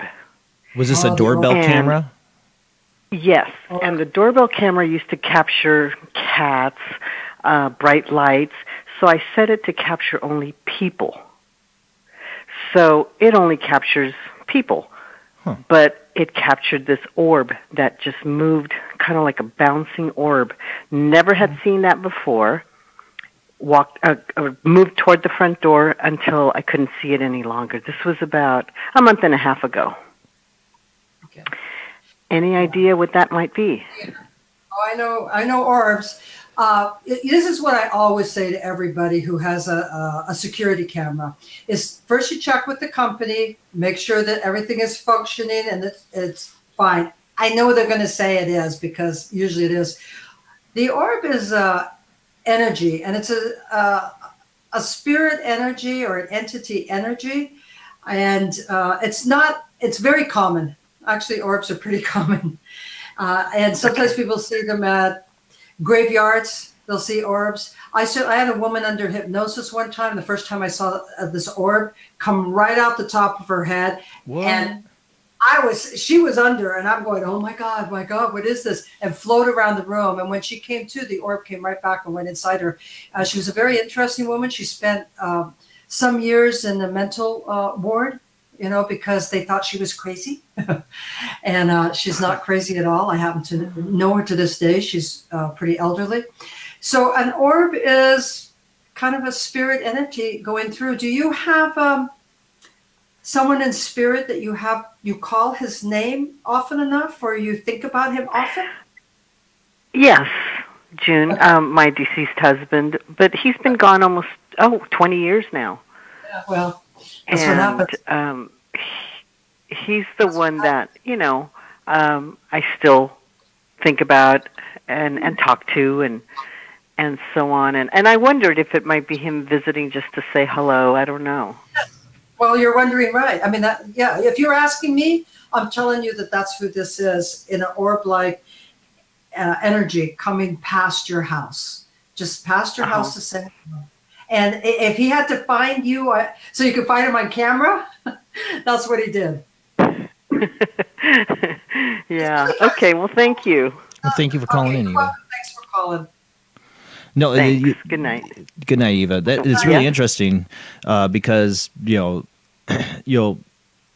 he was coming in to check on her, but he more like if I were to get this person's attention, well, hey, they got a camera set up here.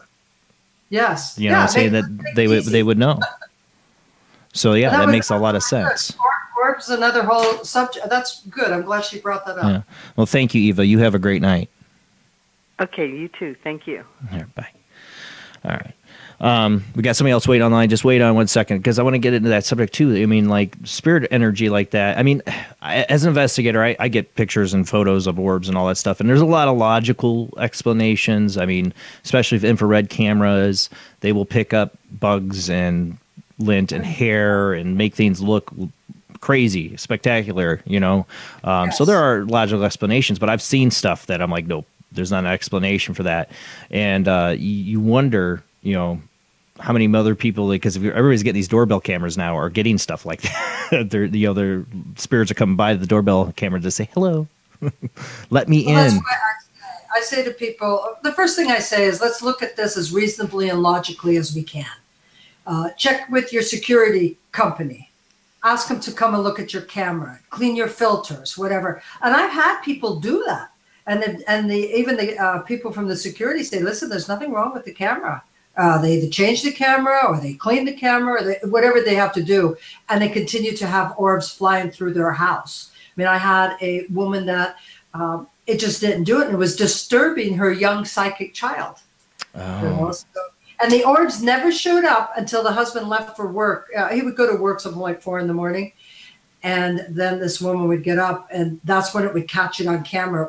The orbs would follow him to the door from behind, so he never saw them, and then they would float around the room, and then they would stop after a while. So they waited for the guy to be out of the house, like it was safe to be out? Well, that's weird. Yeah, so I find that story about having the woman under hypnosis and seeing the orb come out of her head really interesting, because I've had experiences since my early 20s where I started seeing blue lights that fly around, and I've seen them fly out of people's heads and back into people's heads, and I've always like, what is that? You know, and I've had people tell me, well, that's spirit. That's spirit you're seeing. And I'm like, I don't know, but it's really crazy. And when I first started seeing it, if it wasn't for somebody else seeing it too, having that, like, our ability at the same time kind of came about. Me and my cousin, we both kind of saw it at the same time, started seeing it. And my wife, we all kind of had this in our early 20s, had this ability to start seeing these things. If I didn't have them seeing it too, I would have really thought I was losing my mind or gotten an eye test or something, because that's how crazy these things are. They're really bright little blue sparks that fly around, and then I'll see them, like I say, fly into somebody's head or fly out of somebody's head. I see them. I still see them. Well, I see aura. I mean, I see colors and movement all around people. So I have to remember that I'm living in this dimensional world, and I have to kind of stop myself. Like, okay, I'm not going to do that. I'm here. I am standing at the bank, and I'm looking at somebody and all this energy around them, and that is the person's energy moving around them. I see that stuff, June. I just don't know how to translate it, what it means. Like, I'll see shapes in people's energy field, and I don't see this all the time. It's only like for me. No, I don't see it all the time either. Yeah, it'll be once in a crazy while. I'll suddenly see somebody's energy really clear, and I'll even see, like I say, shapes in it. You know, I don't understand what that means. People say, "Oh, well, there's meaning to that." I'm like, I don't know what the meaning is. You know, what the colors or any of that. Well, you do study. You study chakras, auras, and colors, and you know, there's so many books out there, and you can learn. That's the way I look at it. I got a whole bookshelf out there, and I just don't have a memory for it. Like, I just don't have a memory to remember all that stuff. I wouldn't still, like, I'm sure some book told me what that means in your aura, but I don't remember. But it looks cool. Like, you have a lot of orange and yellow aura all up in your face and around your fifth chakra. And you can see that through a TV, or is that just like in your head? You can see it because you're picking up my energy. Well, both. Both. You know, I'm seeing it in you. I'm looking at you, and so it's in my head, but it's on you to me. I mean, Really? I'm looking it on you, so it's not just in my head. Yeah, yeah. And it just speaks about you know, that wonderful ability that you have to take information. You really have a joy about knowledge and information, but as you've been saying now, as we're talking, you do like to see where it belongs in the world. Also, it's not just you have it, and isn't that interesting? You are an investigator, and I want to know the meaning. Yeah. Yeah, you want exactly. But there's, you know, it's definitely connected to a male guide that has been with you for a very long time through father lineage. Yes.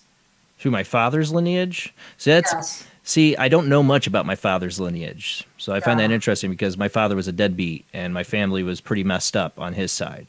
Yeah. So there's a lot of interesting things there. And when I was a kid, I still feel like I call it my Banshee experience, because that side of the family, my father's side of the family, is Irish Cherokee. And I saw this green floating. Fit in with this world well, and that's why they appeared that way. Well, when I was 4 or 5, me and my cousin, the same one that saw the blue sparks with me later in life, and he's not on that side of the family, no Irish.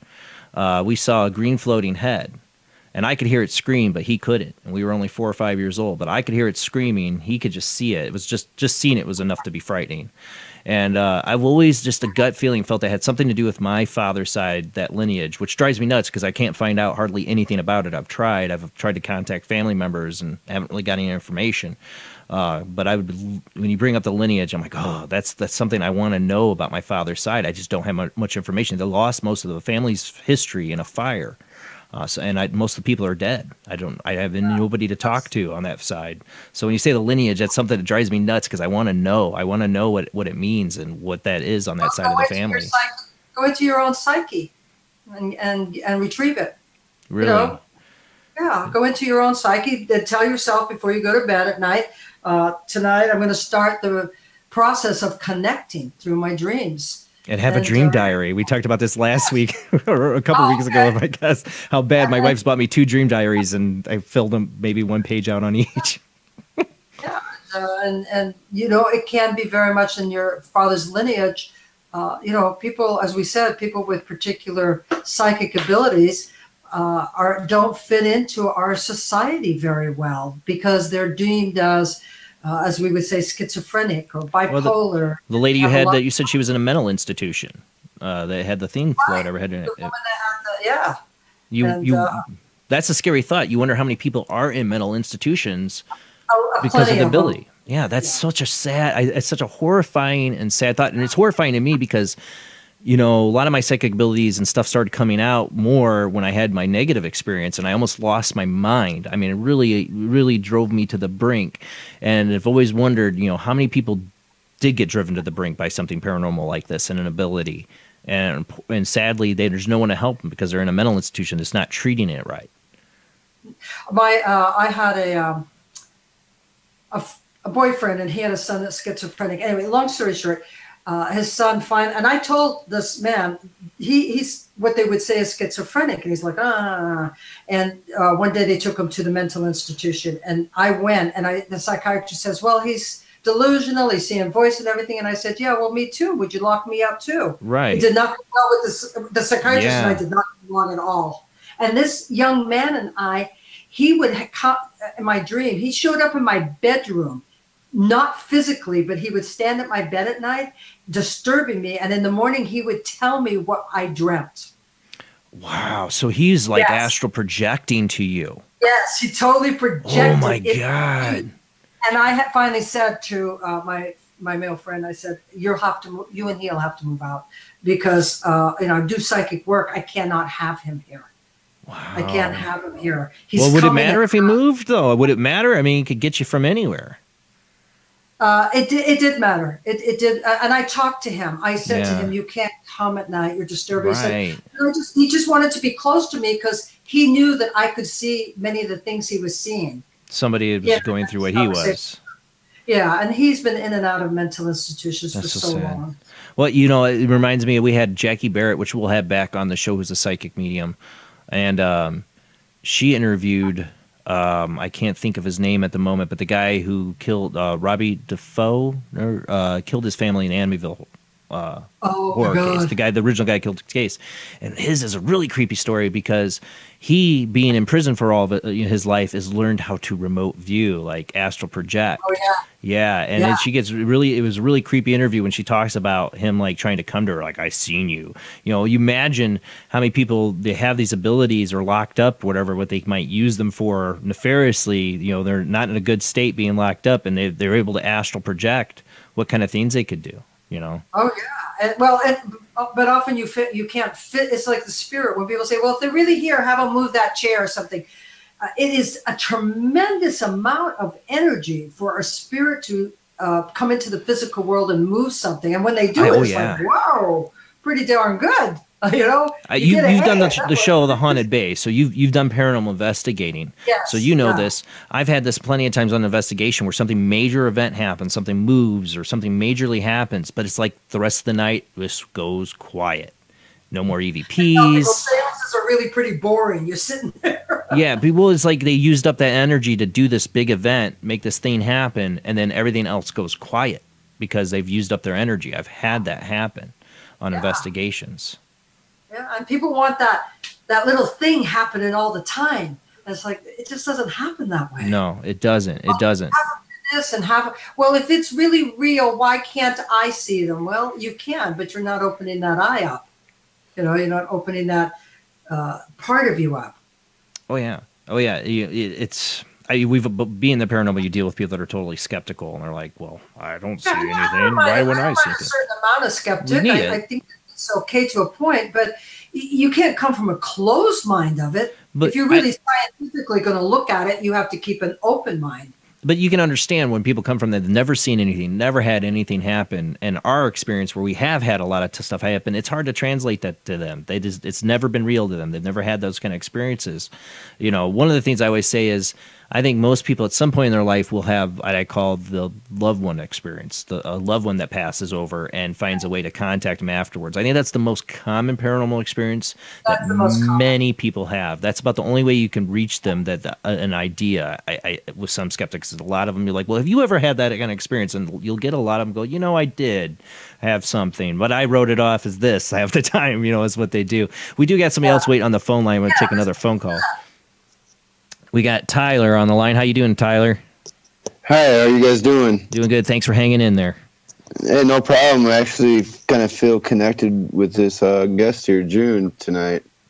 I've actually had a near-death experience in 8th grade where I got shooed away and told me it wasn't my time. But before all that, I was going through a tunnel vision, and in that tunnel vision, the voices were telling me that nobody's going to believe me that I have this ability, and they're all going to think I'm crazy. And I've been in and out of mental institutions myself.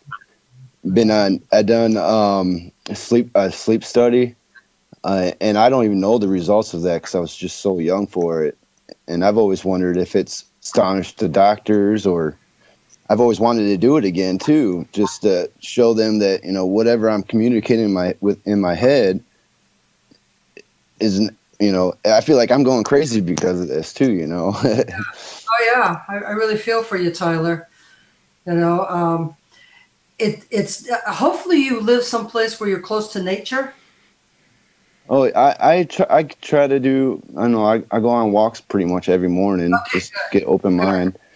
Yeah, it's going to be really difficult to have the medical field understand where you're coming from, because they're they base it all on science, and it's unfortunate.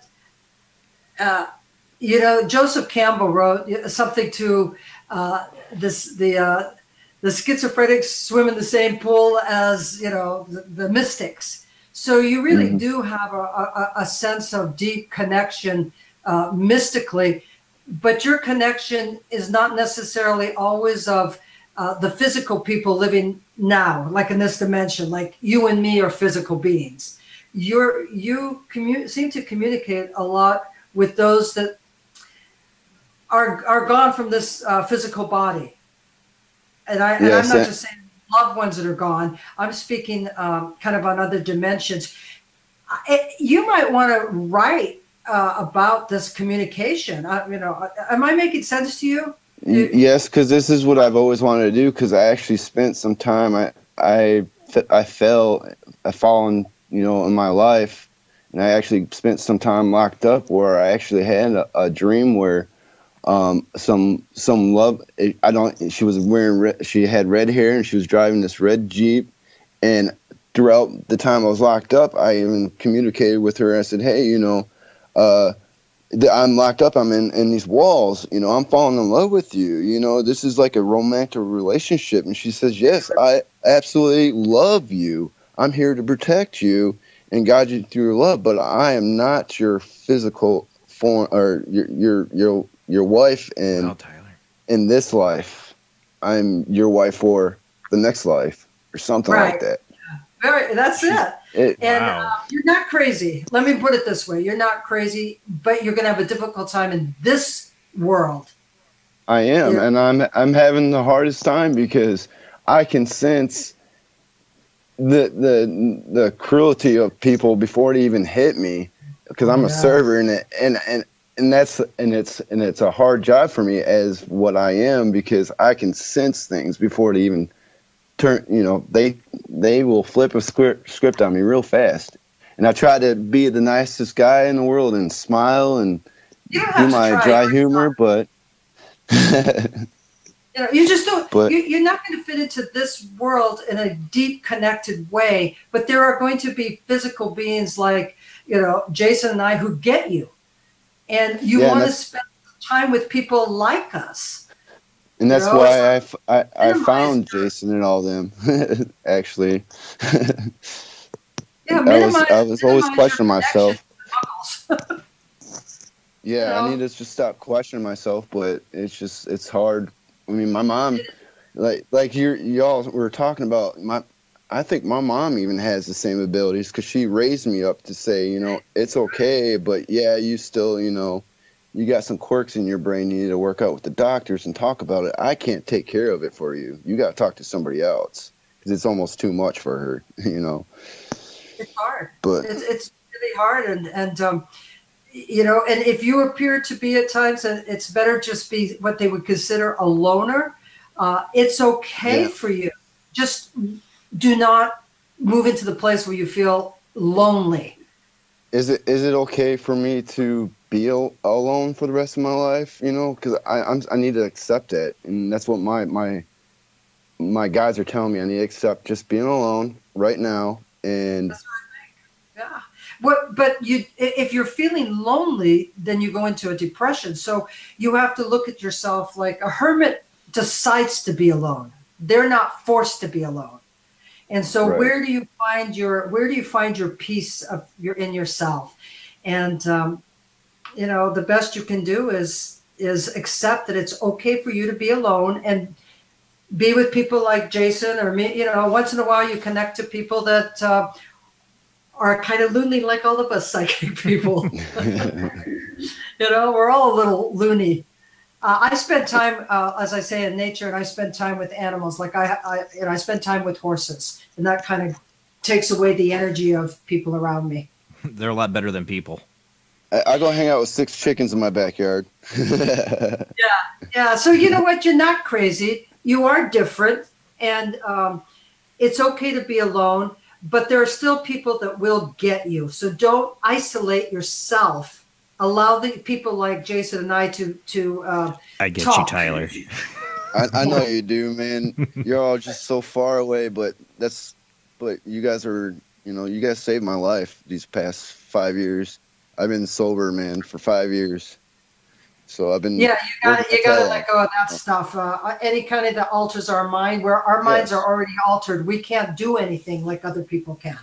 We just can't. Yeah, It really drives us crazy. And when I was being heavily medicated on the pills, and I was slowly getting it off, I felt like maybe that was a lot of the reasons why I went to heavy usage on other things. And then what? Oh, don't get me started on that, Tyler. And now my mind just went click when I hit about 30, 31 or so. My mind just snapped. I'm not the same person I was. So. Yeah, don't. You know what? It's okay. There used to be, at one time, like the Native Americans, the people, they respected people like you, people that could give them information from the other side.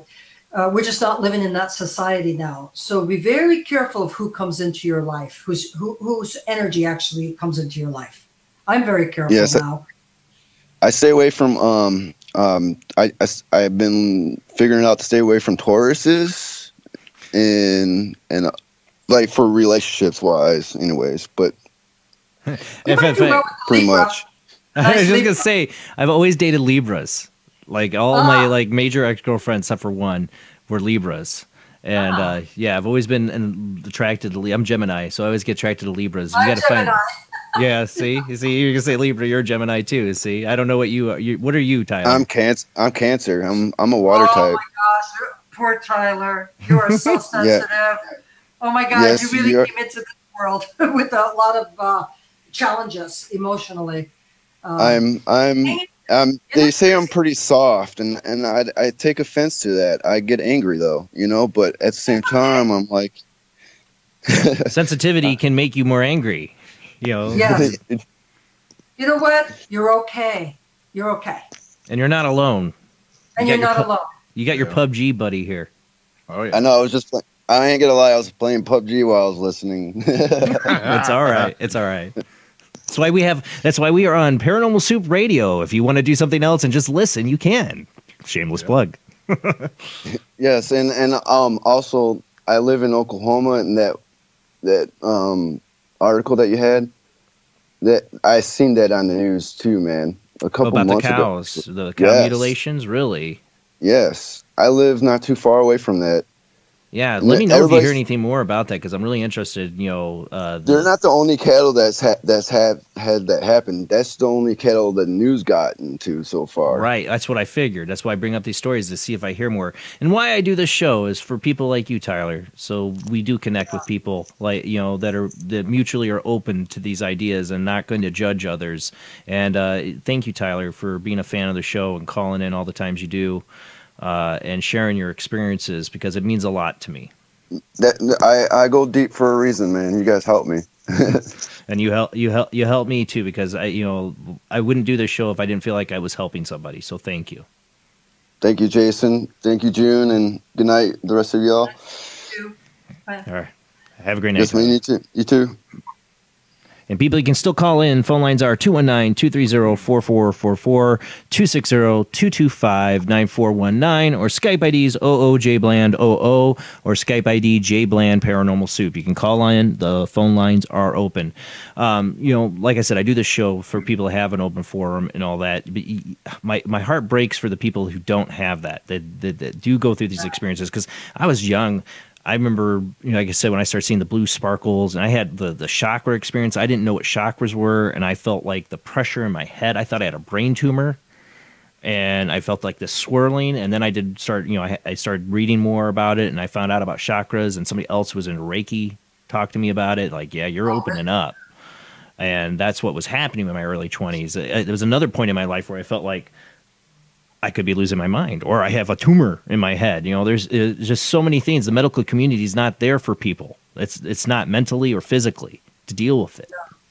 Yeah. Well, and they do some good work. We can't. Oh no. It's just a side that they're not catering to. Understand the psychic person.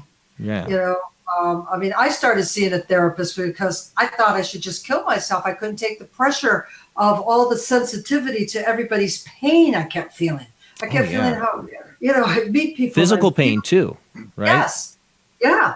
Yes. Physical, mental, emotional. And the people didn't have to tell me. I would feel it from them.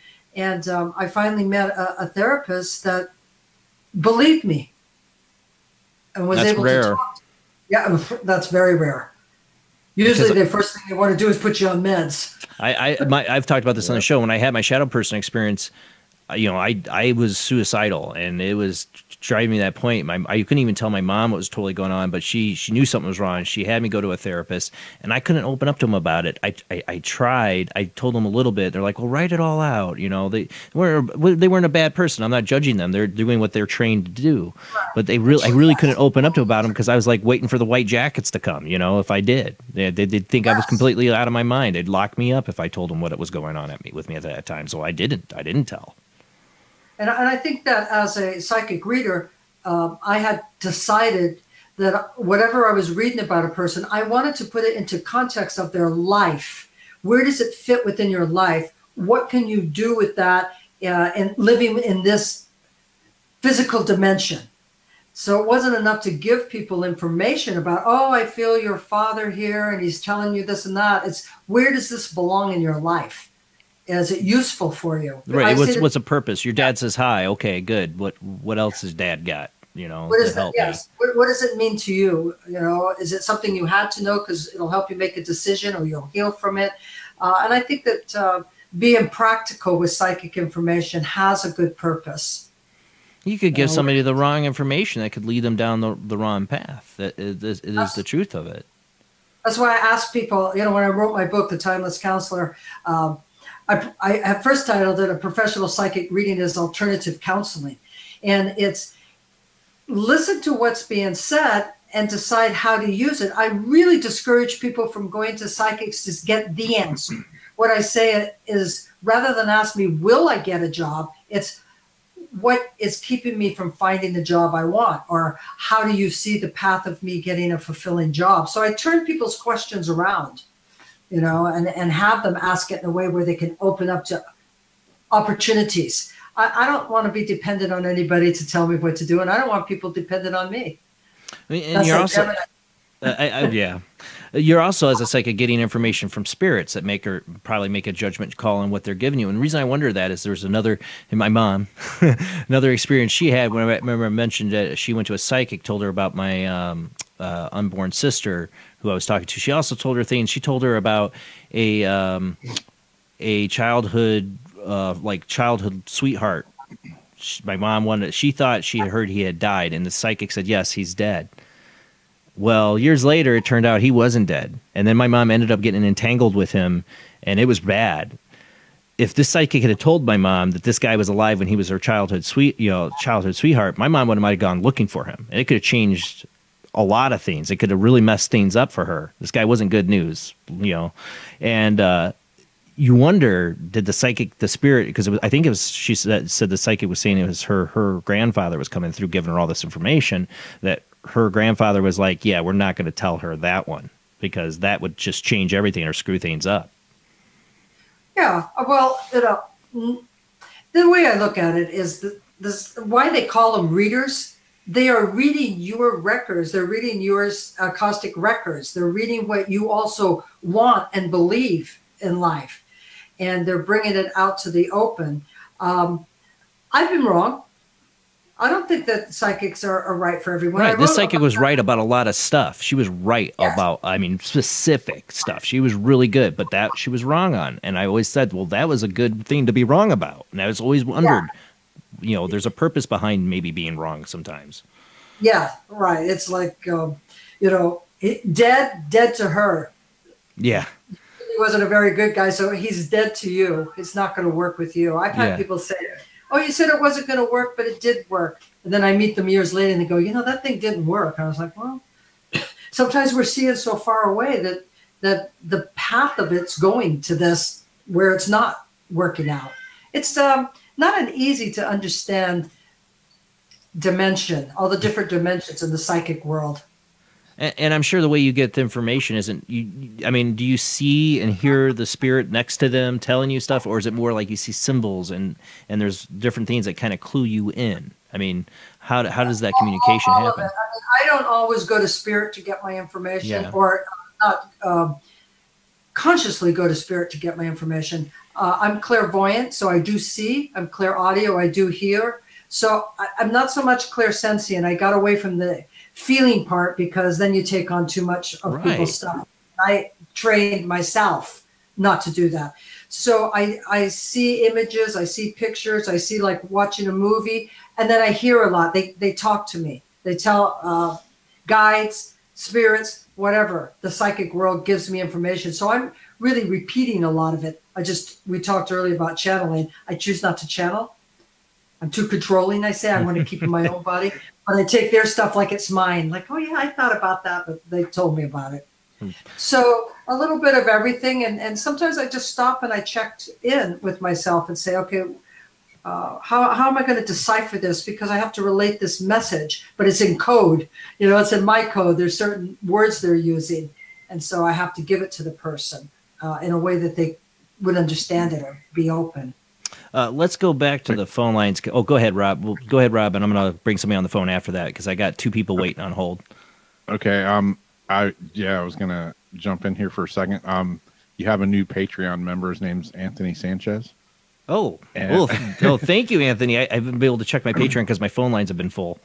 And he wants to know if he could ask June a question through, I guess, me. Yes, he can. You're the channel. Anthony, he's the maker of Ghost Hunter apps and really good friend of ours. But he wants to know if you have any insight on him meeting his soulmate or how he should go about meeting his soulmate. The first thing that I picked up for Anthony had to do with an open group. So before you even asked what the question was, what I had picked is meeting his soulmate within the group of people that he involves himself with, that this person comes to the group. And so that's how I would look at it, because the first thing I saw, to begin with, Anthony has a really nice feel within groups. Either he's a good communicator or he fits in nice, kind of with people. Yep. he listens, and you cannot fool Anthony because he takes it all in. He's funny. He's like, oh yeah. And in his mind, he's thinking, boy, that's a bunch of BS for that person. So he's a pretty mellow guy, and his soulmate comes through more like a kind of a social way, but an interest at the same time. You know what I mean? Like, we're all interested in this, and here comes this soulmate. Okay, cool. It feels to me to be somebody that, I don't know. I think this year he has to kind of really end something with somebody else or come to terms with it. I feel like he's carrying around a little bit of grief, a little bit of, I wondered if things would have turned out different if I had done something different. And if he could end that, then he has his soulmate on the way easier. So we don't have Anthony here to ask him, but that's what I pass on to him. Okay, cool. Thank you very much. And Thank you. Hopefully he's listening. Well, thank you, Anthony, for becoming a Patreon. Thank you very much. I just checked my Patreon. You guys can send me messages on Patreon, too. I'm going to try to check it. I was just reminded by that by Anthony to check my Patreon. But you can send me a message on Patreon if you're a Patreon there and like a question, and we'll get that out there. Thank you, Anthony, for that great question. Let's get to a phone line here because we do have people waiting on hold. We have Zach on the phone. How you doing, Zach? I'm doing pretty good, brother. How about yourself? Doing good. Thanks for calling in. June, very nice to meet you. Just wanted to know if you can give me just some insight. I have just one question, but there's multiple parts to it. So very recently, it's related to my business. I've been having a lot of negative experiences to the point where I literally just have hated myself, and it's even gotten to the point where I've really felt uncomfortable going into my business every day that I was going into it. And before all of this happened, I made a very important decision, which I won't talk about. But, I mean, with everything that's been going on, it's only made me want to expedite it faster. Yeah. My question is, was this the right decision that I have made? Am I going to get any backlash for it? And if so, what can I do to protect myself? Zach, you made the right decision. I'll tell you right now. You are the leader. You are the one. You're the man. And the negativity of people around you in the next 2 or 3 months, it could be confrontational. I mean, so I'm not going to pretend that it's polite conversation, but cutting certain people out will strengthen the core or strengthen the ones that belong with you in this decision.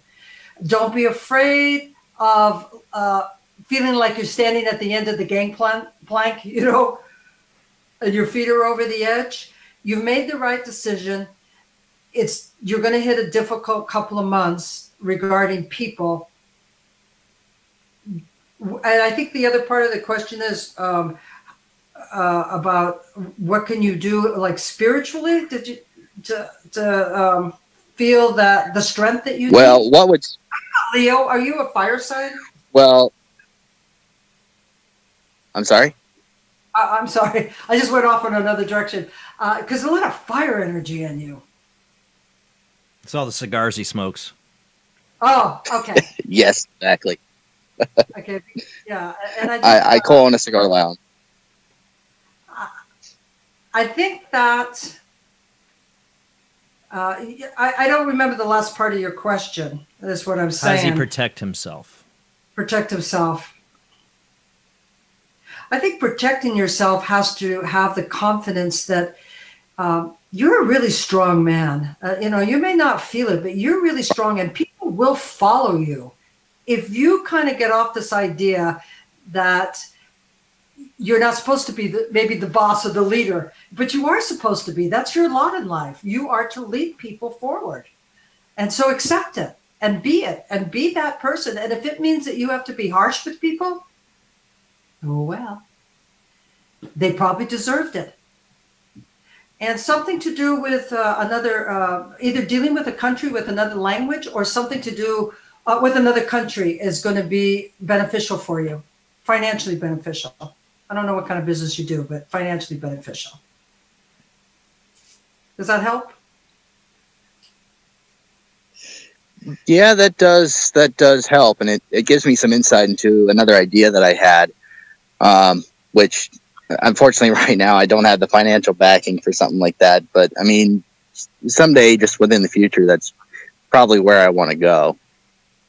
So yeah, I got the letter A. If you draw the letter A, you have two lines going up, but they're joined in the middle. So whatever you do in two different ways is actually going to come together. And you're going to get some really good advice around October of this year of how to bring some of this together. It's going to come together. You're going to have that bridge across the two separate pieces. If you just draw the letter A, you'll see what I'm talking about. So it's both the creative world and the financial world begin to come together. Do you sell a product? Is it a product that you sell? Because that's what's going to come together. Yes, I sell cigars.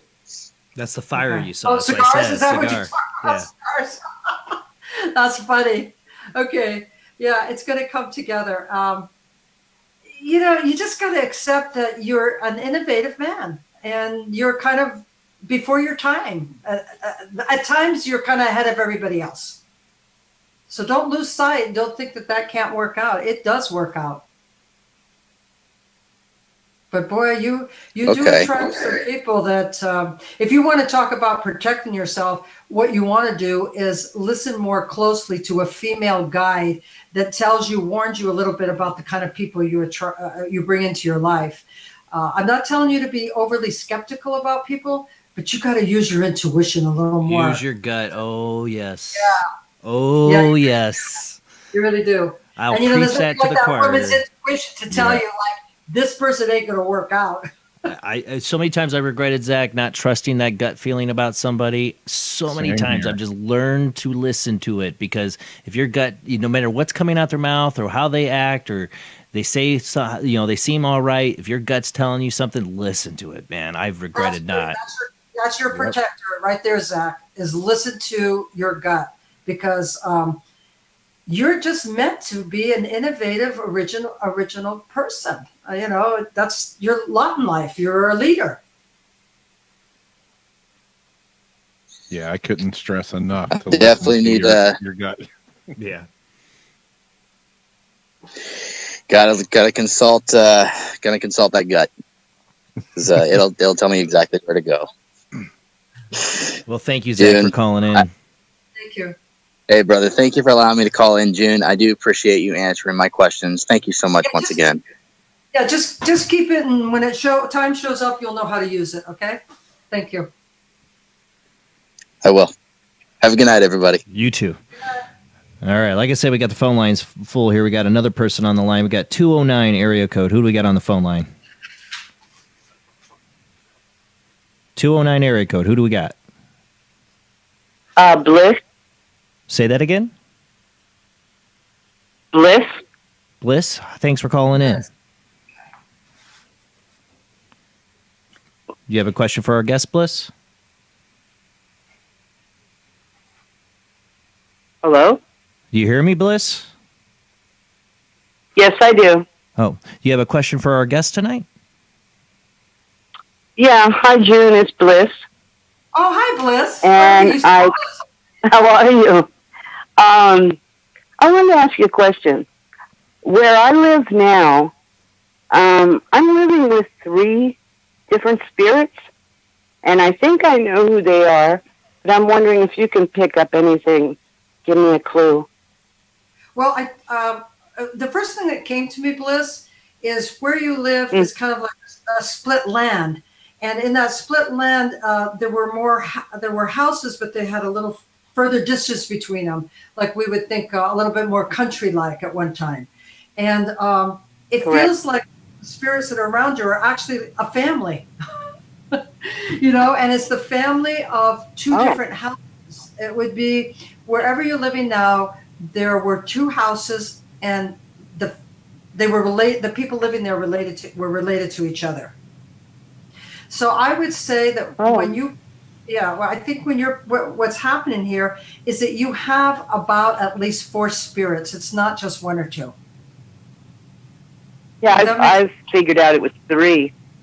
Yeah, yeah. Well, my first thought was 3, but I picked up another one. So right away I drew a square. So what I'm doing here is I'm writing thoughts and images down. And what I pick up is a male, and he's an older male, and he's thin, and he's got suspenders on. What did you say, Jason, that you said as a little boy? Something about pants or My suspenders? son saw. He said he saw belts on his shirt. Yeah, belts on I'm his- like belts. Yeah.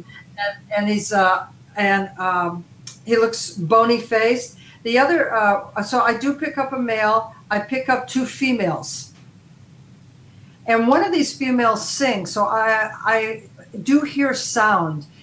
Do you think you're hearing some sound, and then you look around and you realize there's no sounds? No. Okay, because I am picking Not up yet. sound. I'm sorry, I didn't hear you. That's funny. I actually always thought it was somebody I knew, but I guess it's somebody I did not know. Well, you may have known one of these females. I mean, I don't know. I'm just picking up. There's a male and there's 2 females, and then there's a child. That's what I'm picking up. Oh. So you're asking me about someone that has passed on that you know that you're. Is that what you're asking me? That's what I thought it was. Yeah. Well, I'm not saying you But, don't know them. Okay. You know. No, But but they're all the- connected. They just feel connected to each other.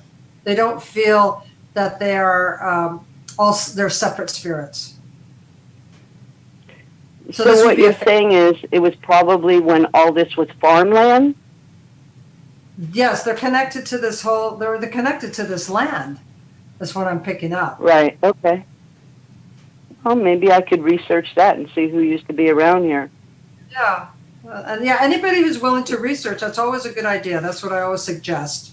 Right. No, I am kind of out in the boonies. Yeah. Okay. But I am. I Well, want I to say think- outside of these spirits, is your mother in spirit? Yes. Okay, because your mother does come through here, and she comes through, and she is real cute because she's got like a plate of cookies or something she baked. She was baking something, and Oh. she just says, you know, I'm giving you this as a reminder, and it's like a scent. It has to do with love. It's like I always nourished you, and I'm still nourishing you from the other side. She did always bake. Okay. Yeah. Well, she's still Yeah. nourishing. So don't think that she's Yeah. not. And nourishing is Well, mother's best.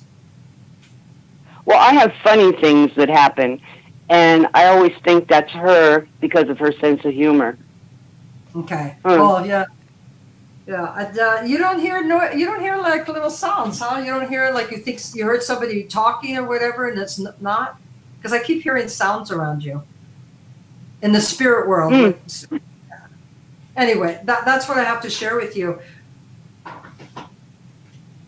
Okay, that's good. Well, I thank you very much, and it was great hearing from you. Yeah. Oh, thank you. Well, thank you, Bliss, And I for calling can't in. wait for your next book to come out. Oh yeah, that one. I'll get to it. That's a true author response. You know, I am the reluctant writer. I know, but they're so good. I feel like I was left hanging. All right. But that's all okay. right. I could wait. I'm getting to it. Well, thank you, I know Bliss. you will. Thanks for calling in. Thank Bliss. You have you. a good night. Bye-bye. Bye. Bye-bye. I forget, we mentioned at the beginning of the show, we haven't talked, you do have 2 books out. What are the names of the books that you have out?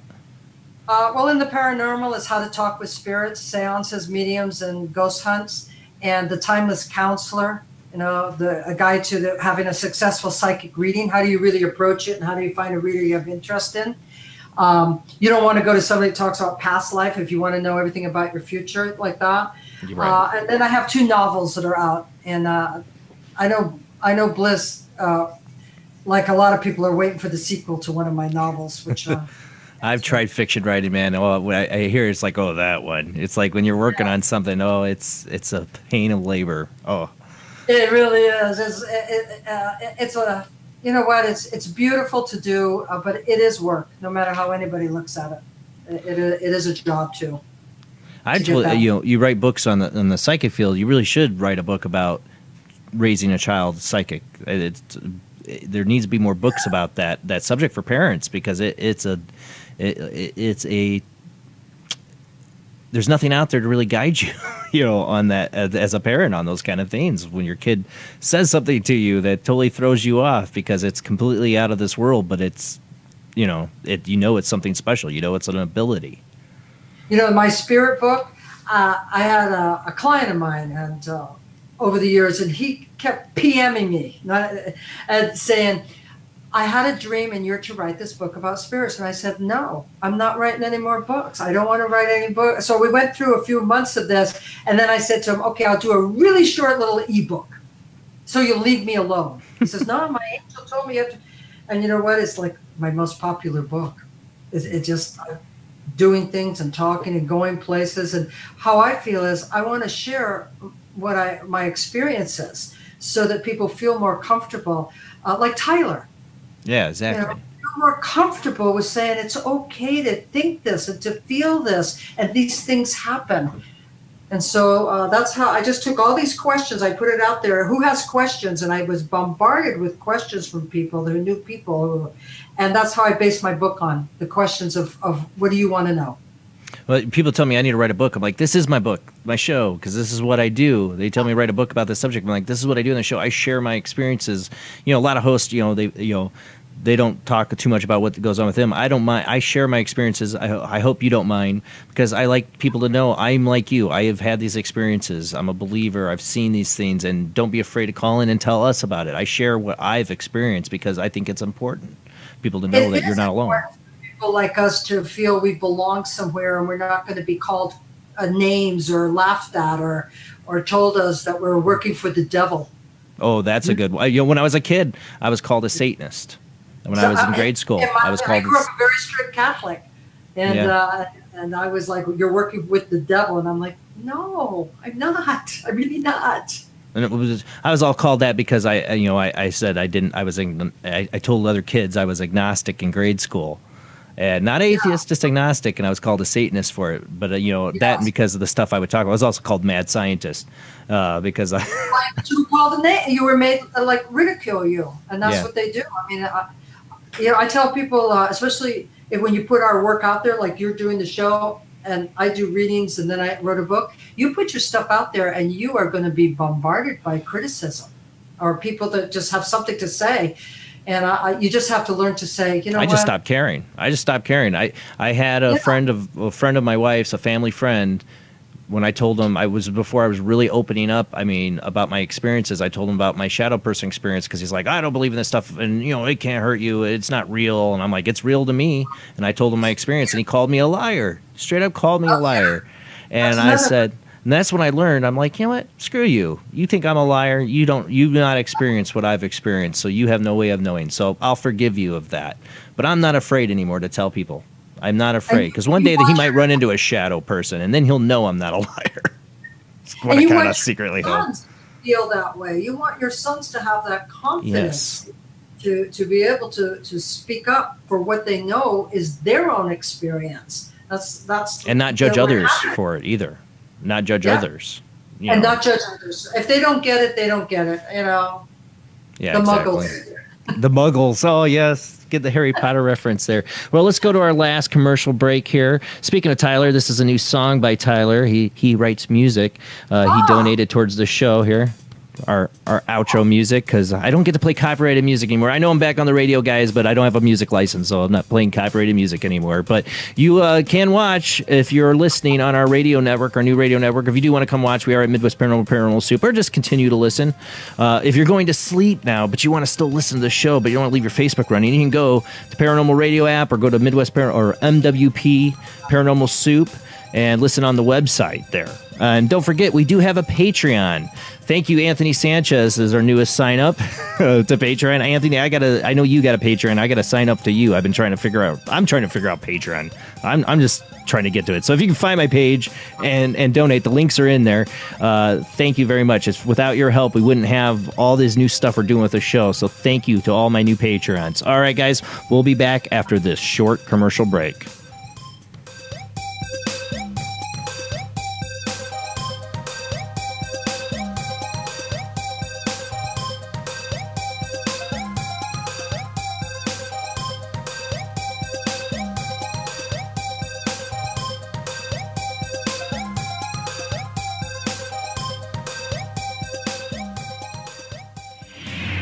Don't be alarmed. It's only a laser sword fight. Don't be scared. It's only the Death Star destroying another world. Relax. It's only a movie, and it's all for fun. Director George Lucas and 20th Century Fox present Star Wars. Rated PG. Parental guidance suggested.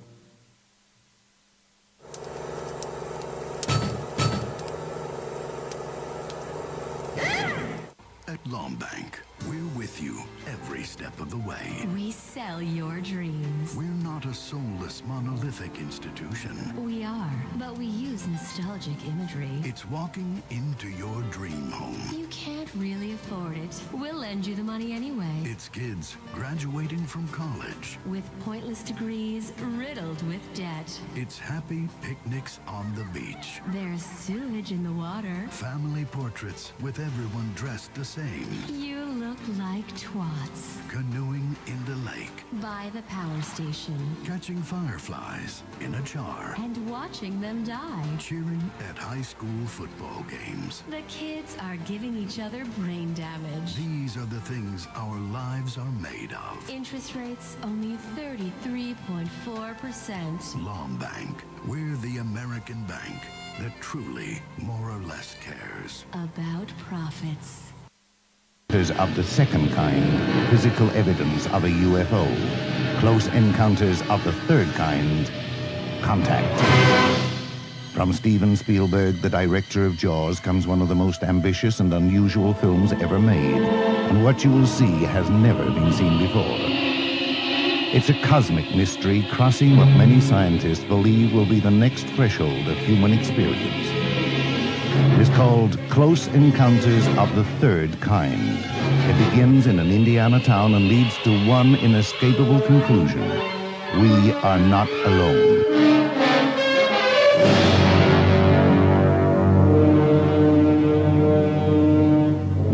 Close Encounters of the Third Kind. Certificate A. Now showing at the Odeon, Leicester Square. The Science of Crime is back for another season. The cigarette was hotboxed. He was nervous about something. His orthopedic surgeon records indicate that he was a deaf woman who plays guitar.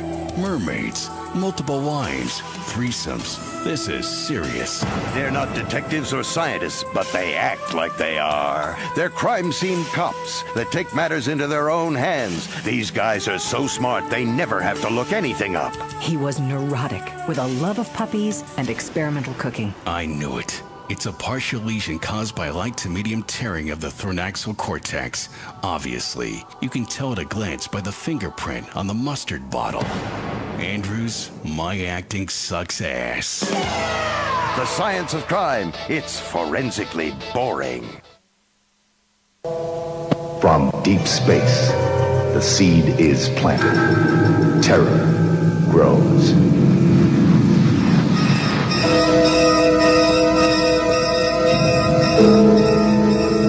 Invasion of the Body Snatchers. Certificate X. Now showing London Pavilion, Classic Oxford Street.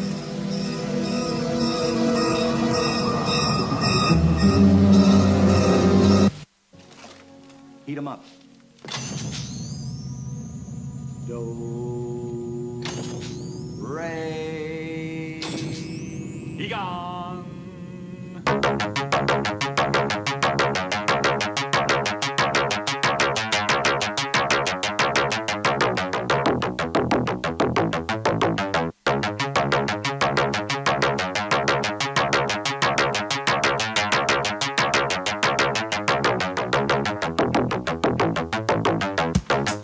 Tonight on Paranormal Soup, we've been talking to psychic medium June Ahern. Phone lines are still open if you want to call in and ask June a question or get what we have, some mini readings. We've had some amazing stuff come from June tonight, so definitely call in. The phone lines are open. It's 219-230-4444. You can also call in at 260-225-9419. And then there's two Skype IDs. There's Jblandoo or Jblandparanormalsoup. Call in. Just wait for us to call on you. We have a half an hour left to call into the show.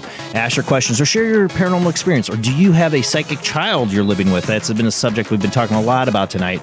I'd love to know your experiences with that as a father. Please call in, share with us, or ask your questions. But let's get back to our guest.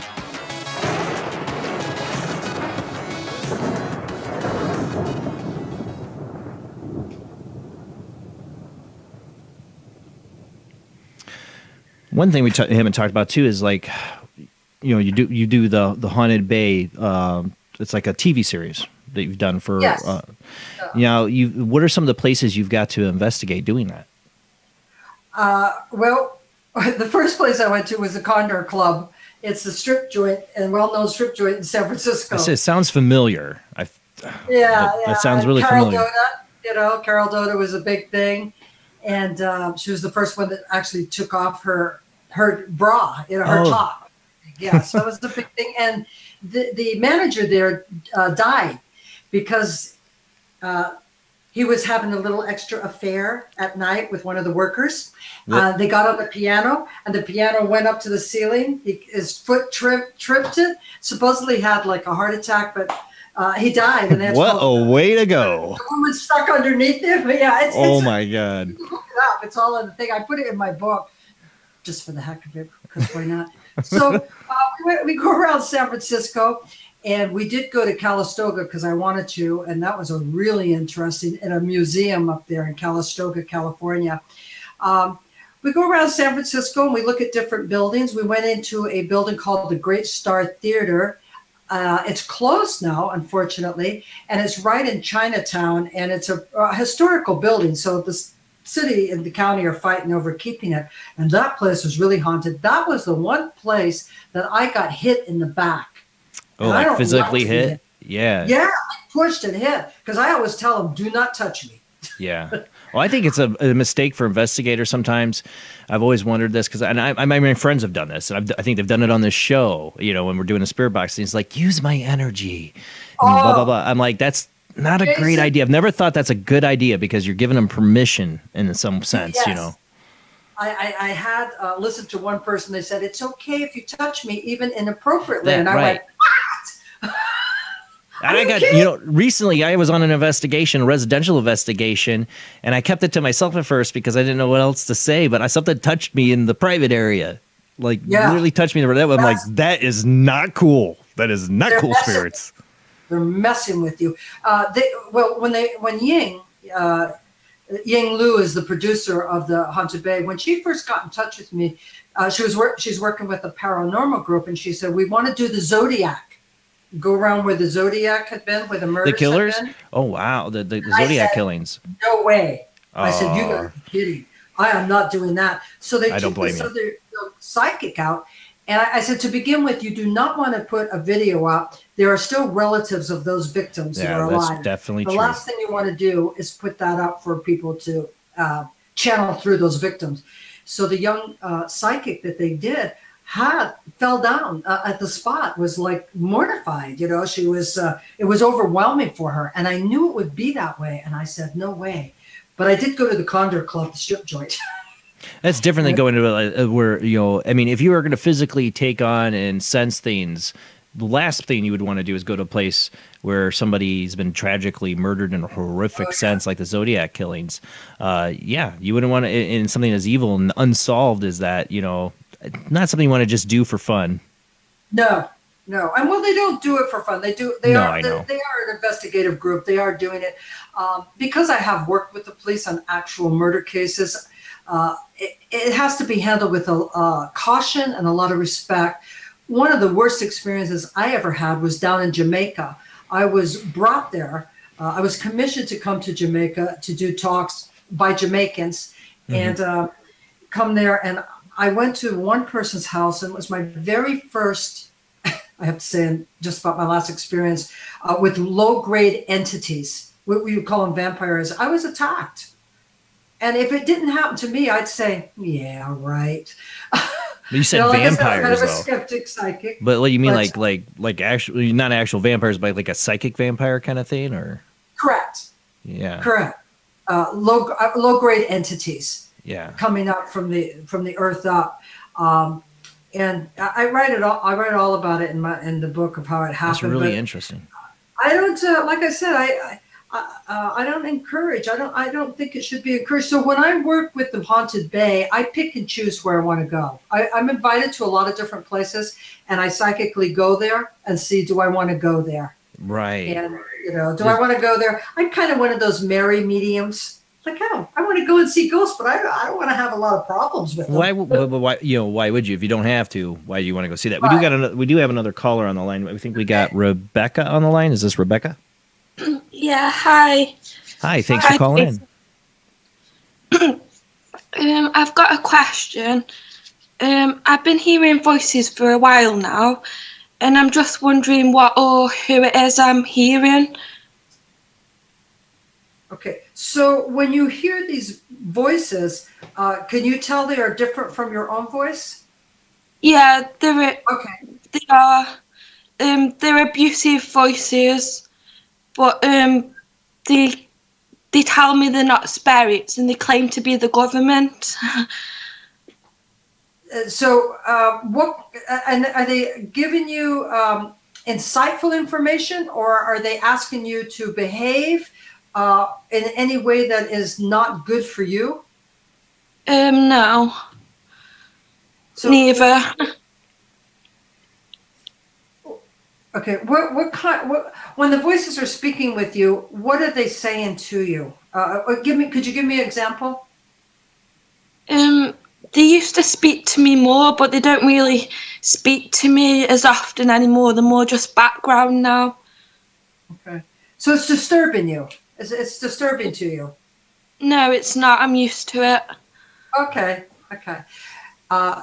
So do you want to stop these voices, or do you want them to I just want to know who's behind them, like, because I know it's not me. I know it doesn't come from me. I know it's from an external source, but I don't know who it's coming from or. Yeah, so you're asking if there's any way I can kind of identify where it's coming from. Yeah.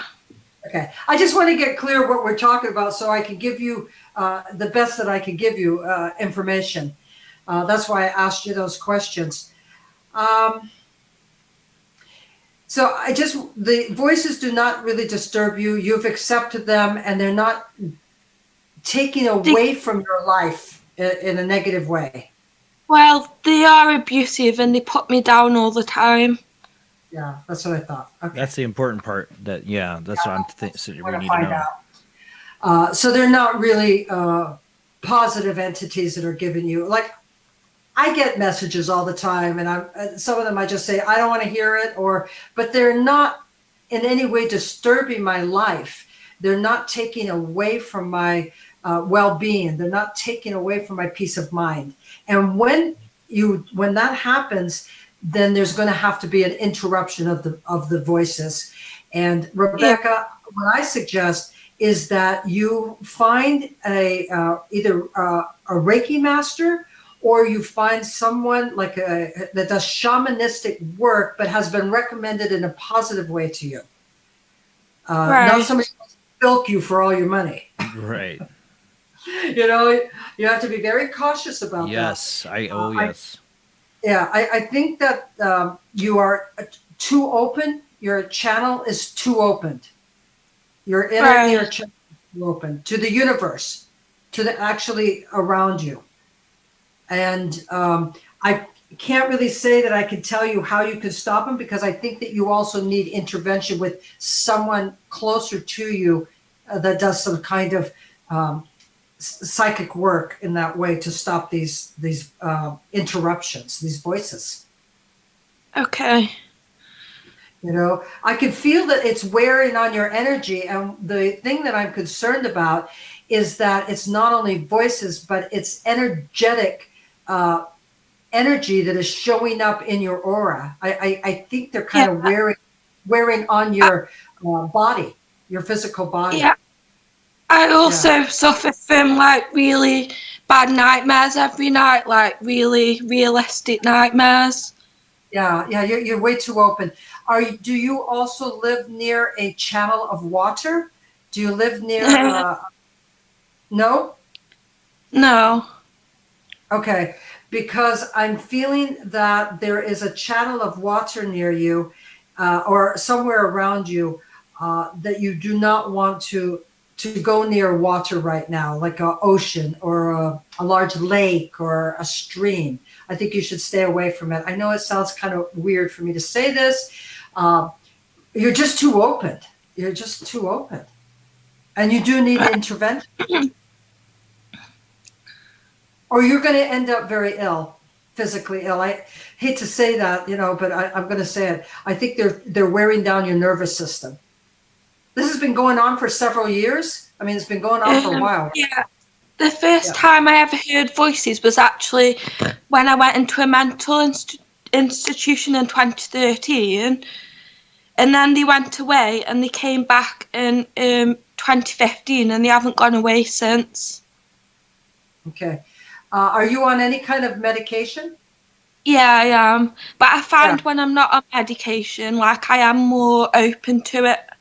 Like I've had I'm going to disagree with medication because I'm thinking that as part of your healing, you may need some of this medication until you work this out. So I'm not opposed to the medication. I'm not opposed to, I don't like all medications, but I think that I think you have to deal with it on two different ways. One is that you are dealing with it in a what they call kind of that traditional psychiatric way, but the other way is that you want to be with a actual reputable psychic that can work with you. And I don't help you know on the spiritual side of it. Correct. On both sides. Correct. Are you near any area where you could go to, say, like the spiritualist church? Do you have a spiritualist church in your area? Yeah, I'm not sure. You can look it up. Look it up and see if you can find a place where they do positive work. And I'm always cautious to say that because I don't want to send somebody off to a group that's going to. You don't know, right? So not knowing where you are, I can't really direct you. Well, I want to chime in here too, Rebecca. You do have to be cautious because I just had somebody message me this week about like, hey, I have a dark entity attached to me, and I went to the psychic, and they said it's a curse, and and I have to pay money, $900, to get rid of this. Is this a scam? I'm like, yes, it is a scam. So you do have to be careful. I have seen a psychic before. It was like quite a few years ago now, but she was really accurate with what she was saying and everything. She was good, but like she's booked up for the next few years now because like people just won't see her. So I don't think I'll get around to seeing her again. No, you need to look for somebody that, like, I agree with June here, that is spiritually knowledgeable, that can help you discern what is going on with you. That's what you need. You need clarity.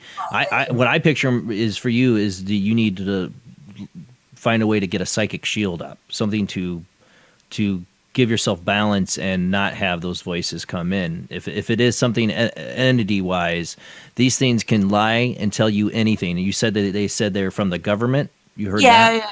Okay.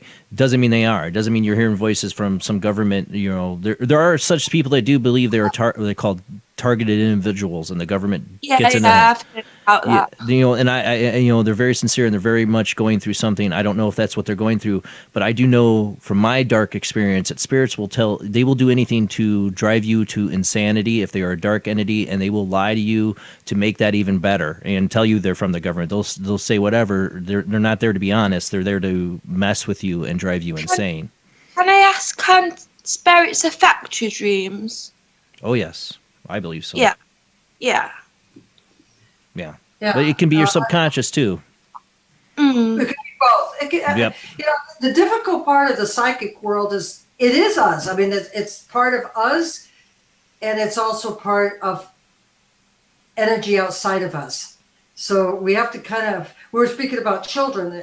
How do we start to separate and know anything that comes through that causes your nervous system to be depleted and then your body be depleted is not a positive energy at all. Yeah.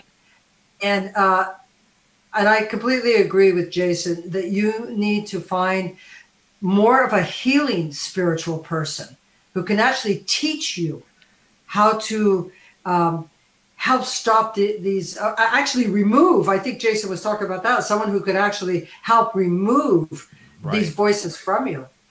And there are people that will do that. And they don't charge you a whole lot of money. I know it sounds weird, but I do kind of feel an attachment to them as well. Oh, I'm sure you do. A lot of people that have these experiences do, especially if they've been with you for a long time. But if you have a friend you think is a friend that always cuts you down and talks you down, don't you think you should get rid of that friend? And I think that's what this case is. You need to get rid of these things. They're not beneficial. So you need to tell them to go away and find ways to get your balance. And you will be replaced if you when you have that work done, that healing work done. It will be replaced by angelic beings who will be able to give you encouraging and positive messages. That's what I receive. You know, that's what I receive. Or I could go over to the dark side and start getting what you're getting, and it's very and there's a fine line between the two of them. So you got to learn how to raise your energy level too. You know, if you're in a bad place, you're going to attract bad things. That's why I was mentioning Reiki. Yep. You know, Reiki master. Is there a metaphysical bookstore in your area? I don't think so. Okay, start to look around for something. There's Amazon. Yeah. I'm not really speaking about a book. I'm speaking about where you can meet with positive groups of spiritual people. That's what I'm speaking about. Yeah. Rebecca, I wish you well on that. That's a hard one. That's really a hard one. And you always got this show to call into, and you find me on Facebook, Rebecca, if you haven't already. You can always message me, and I'm always willing to offer what advice I can offer. I'm no expert, but I can be a friend if you need somebody to talk to. Okay, thank you. I appreciate it. All right. Thank you for calling in, Rebecca. Okay, thank you very much. Bye. Bye. I want to give a thank you to Tyler. You said that was his music that you played? Yes. Yes, it was. I like that. Yes. I really like that. I went, wow, that's Tyler's? Wow. Yeah. Oh, he does a lot of different kinds of music. When he first started giving me music, it was very like music like, yeah, we're a little more mellow than that. So he's coming up with other good stuff. He's got a very eclectic, large range of music that he likes. That's so his energy then, yeah. Yeah. Oh, yeah.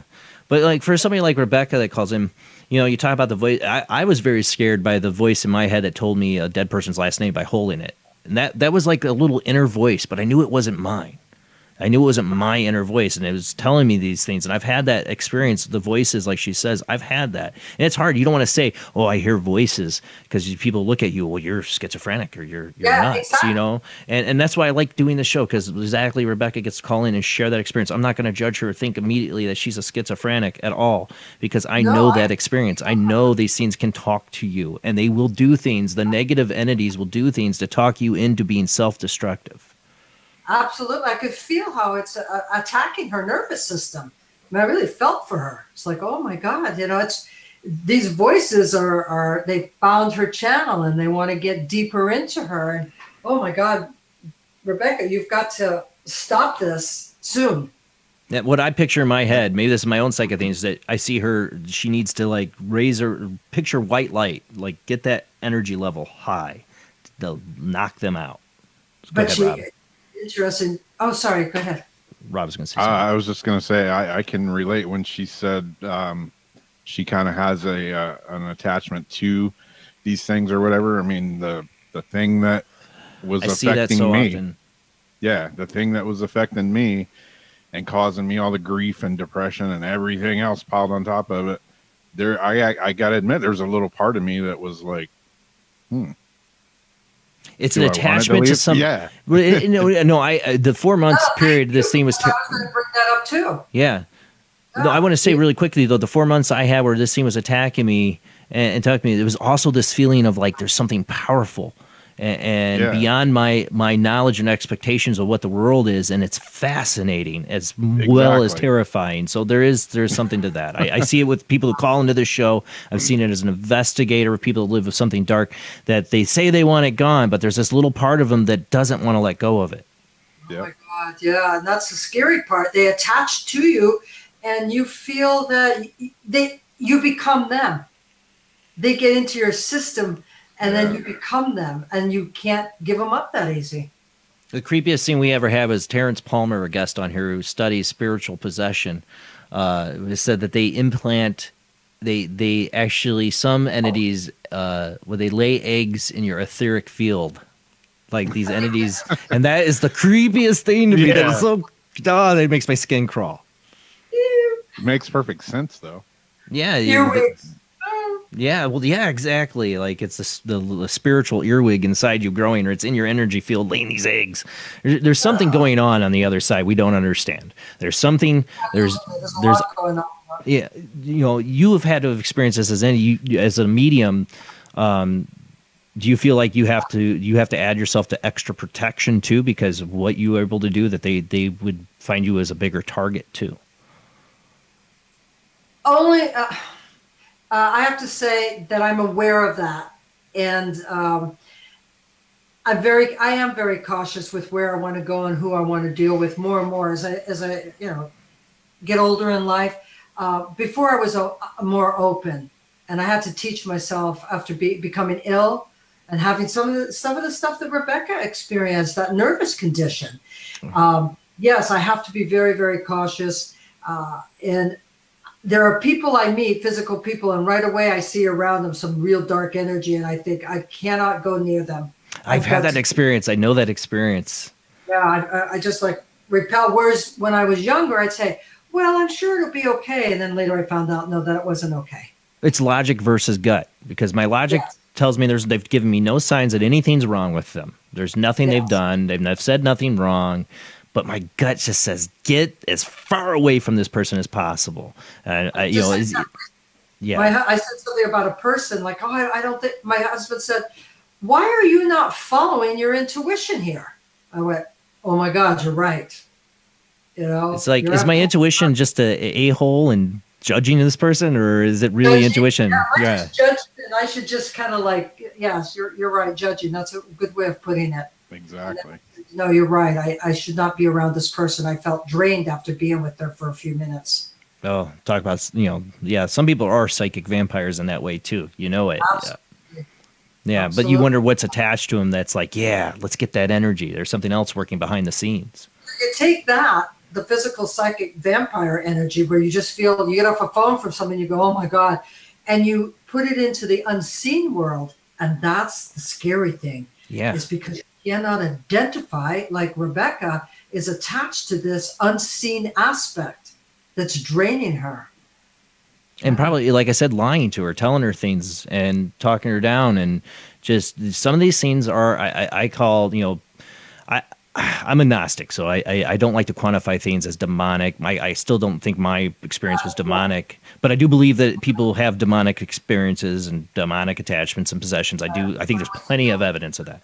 So I think there's a lot going on in the other world we can't see that is affecting us. It could explain a lot, and people with your ability are luckily there to kind of help people, guide people. If you dealt with if Rebecca was face to face with you, if she was able to have that, what would you do to kind of help her? Like more beyond, like you told her to go to somebody. If she was coming to you, what else would you do to try to help her? I would most likely work a little bit with her to try to find some sources for her to go to that I would feel are sincere healers, sincere people. I would recommend a Reiki person to her that I knew did this kind of work, because not all Reiki people per se would work with somebody on that kind of level. Most of them do. I would encourage her by giving her resources to go to that I know in the area.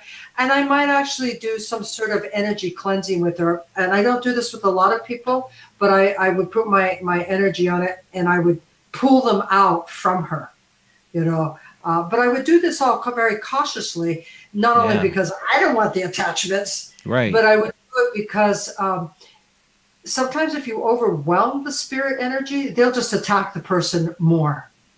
You know, like I told those entities to get out of my house that were bothering me, and they went to my young son. Right. It's you give me. It's almost like you've attacked me. Now I'm going to attack you. You know, like it's a permission. And I think what happens is, you know, when you're working with a person, you have to be, to me, can you give them some good practical advice that's good for their health too? Because they're living in a physical body. So there has to be like I said to Rebecca, if you're on medication, I don't think you should come off it but at the same time, work with somebody too. Yeah. You know, because you have to approach it from both sides, you know? Yeah. For her, especially for Rebecca, I think she does, because I think it's been too hard on her mentally and physically. I call it ghost sickness sometimes. I mean, if it's a ghost, you know, I mean, that's a simple term for it, but I've seen it from investigators who've gotten an attachment from an investigation. Not only is it stuff happening to them, it's affecting them physically, you know, health-wise. You know, my producer, I said, you're too into this. You've got to let some of this go. You know, because she was calling me and talking about it. And I said, hey, I've got another life outside the psychic world. I don't want to be with it all the time. It's too draining. It's too much to do. You don't want to take it to your grandchildren, you know, because these things, you could affect the people around you if you let it get that bad. You're dealing with the ghost energy. You do not want it in your life all the time. You want to make a separation. Here's my life and here's my work. That's how I look at it. You got to be grounded. What I learned is for myself is when I've had my psychic experiences, like I got to find a way to get grounded, like a way to bring myself back to reality. I guess it's not that it isn't reality, but a way to get myself to out of the air. You know, I don't know other way to describe it. You have to ground yourself. All empaths, all real sensitive people, and that might be a good thing if Rebecca is still listening, is for her to learn about grounding her energy and running it through her down to the earth. They do not, them on the other side don't like that kind of energy. Exactly. They don't want that practicality. They want you to be schizoid-like. Yeah. I'm not saying Rebecca is schizoid. I'm saying that they work on the brain for you to feel that you're schizoid. They find what I learned from all my experiences on this the hard way is they know your weaknesses. They know where to hurt you the worst. Exactly. Yeah. And that's what you have to be cautious of. I mean, I was married years ago to a very abusive man, and he knew how to work it. Yeah. And that's same thing with the spirits. They know more than the abusive man knew how to work it. They know exactly what your insecurities are. And when she... Yep. White light or protection and grounded is all very important. You ask me, what do you do? I do all of that. Before I go into something, I prepare myself. Yeah, I've been bad about it. I'll admit. I'll even with my experience, I'll sometimes go into investigation, realize I didn't do anything to really protect myself on here, and I'll have to think about it when I get home and do something. You know, my wife wards the house actually to protect us. You're married to somebody who understands it and probably sees that energy too. Oh yeah, so she does. It's a relationship. Yeah, so it's a healing, a healthy relationship. Oh yeah, she totally does. When we first started living together, she's like, you bring stuff home. You know, we actually lived in our first apartment, was totally haunted. I mean, we saw glowing faces, like translucent glowing faces come through our bedroom wall one night. We lived in such a haunted house.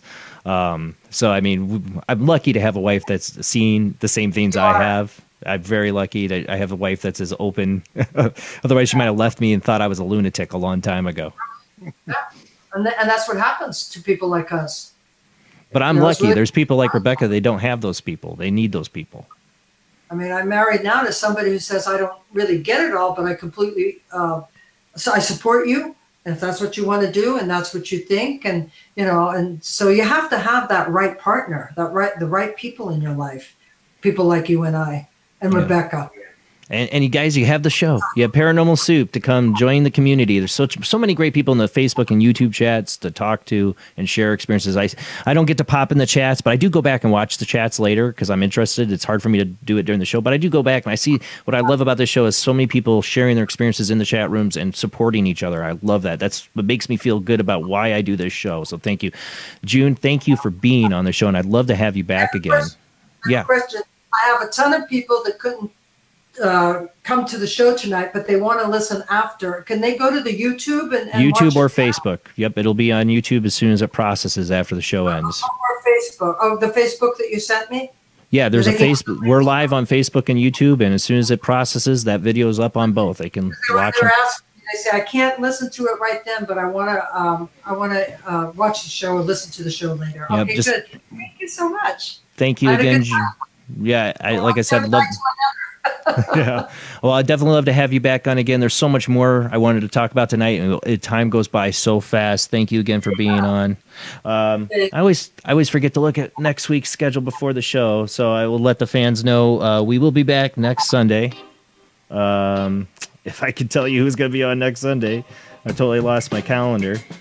Next Sunday, Joyce Isaacson is going to be on. I think she's an author of the book. I totally have it. I'm reading it right now, and I can't remember the name. But she'll be on to talk about that book, and we'll have her on next Sunday, same bad time, 11 p.m. to 1 a.m. Eastern, to 10 p.m. to or 11 p.m. to 2 a.m. Eastern, 10 p.m. to 1 a.m. Central, 8 p.m. to 11 p.m. Pacific time on our Facebook page, on our YouTube channel, and streaming live on our website and on internet radio. Check out the Paranormal Radio app. You can listen to us there, and the radio app is 24/7. You can hear the old shows. If you miss Paranormal Soup and can't wait till Sunday, go check it out and listen.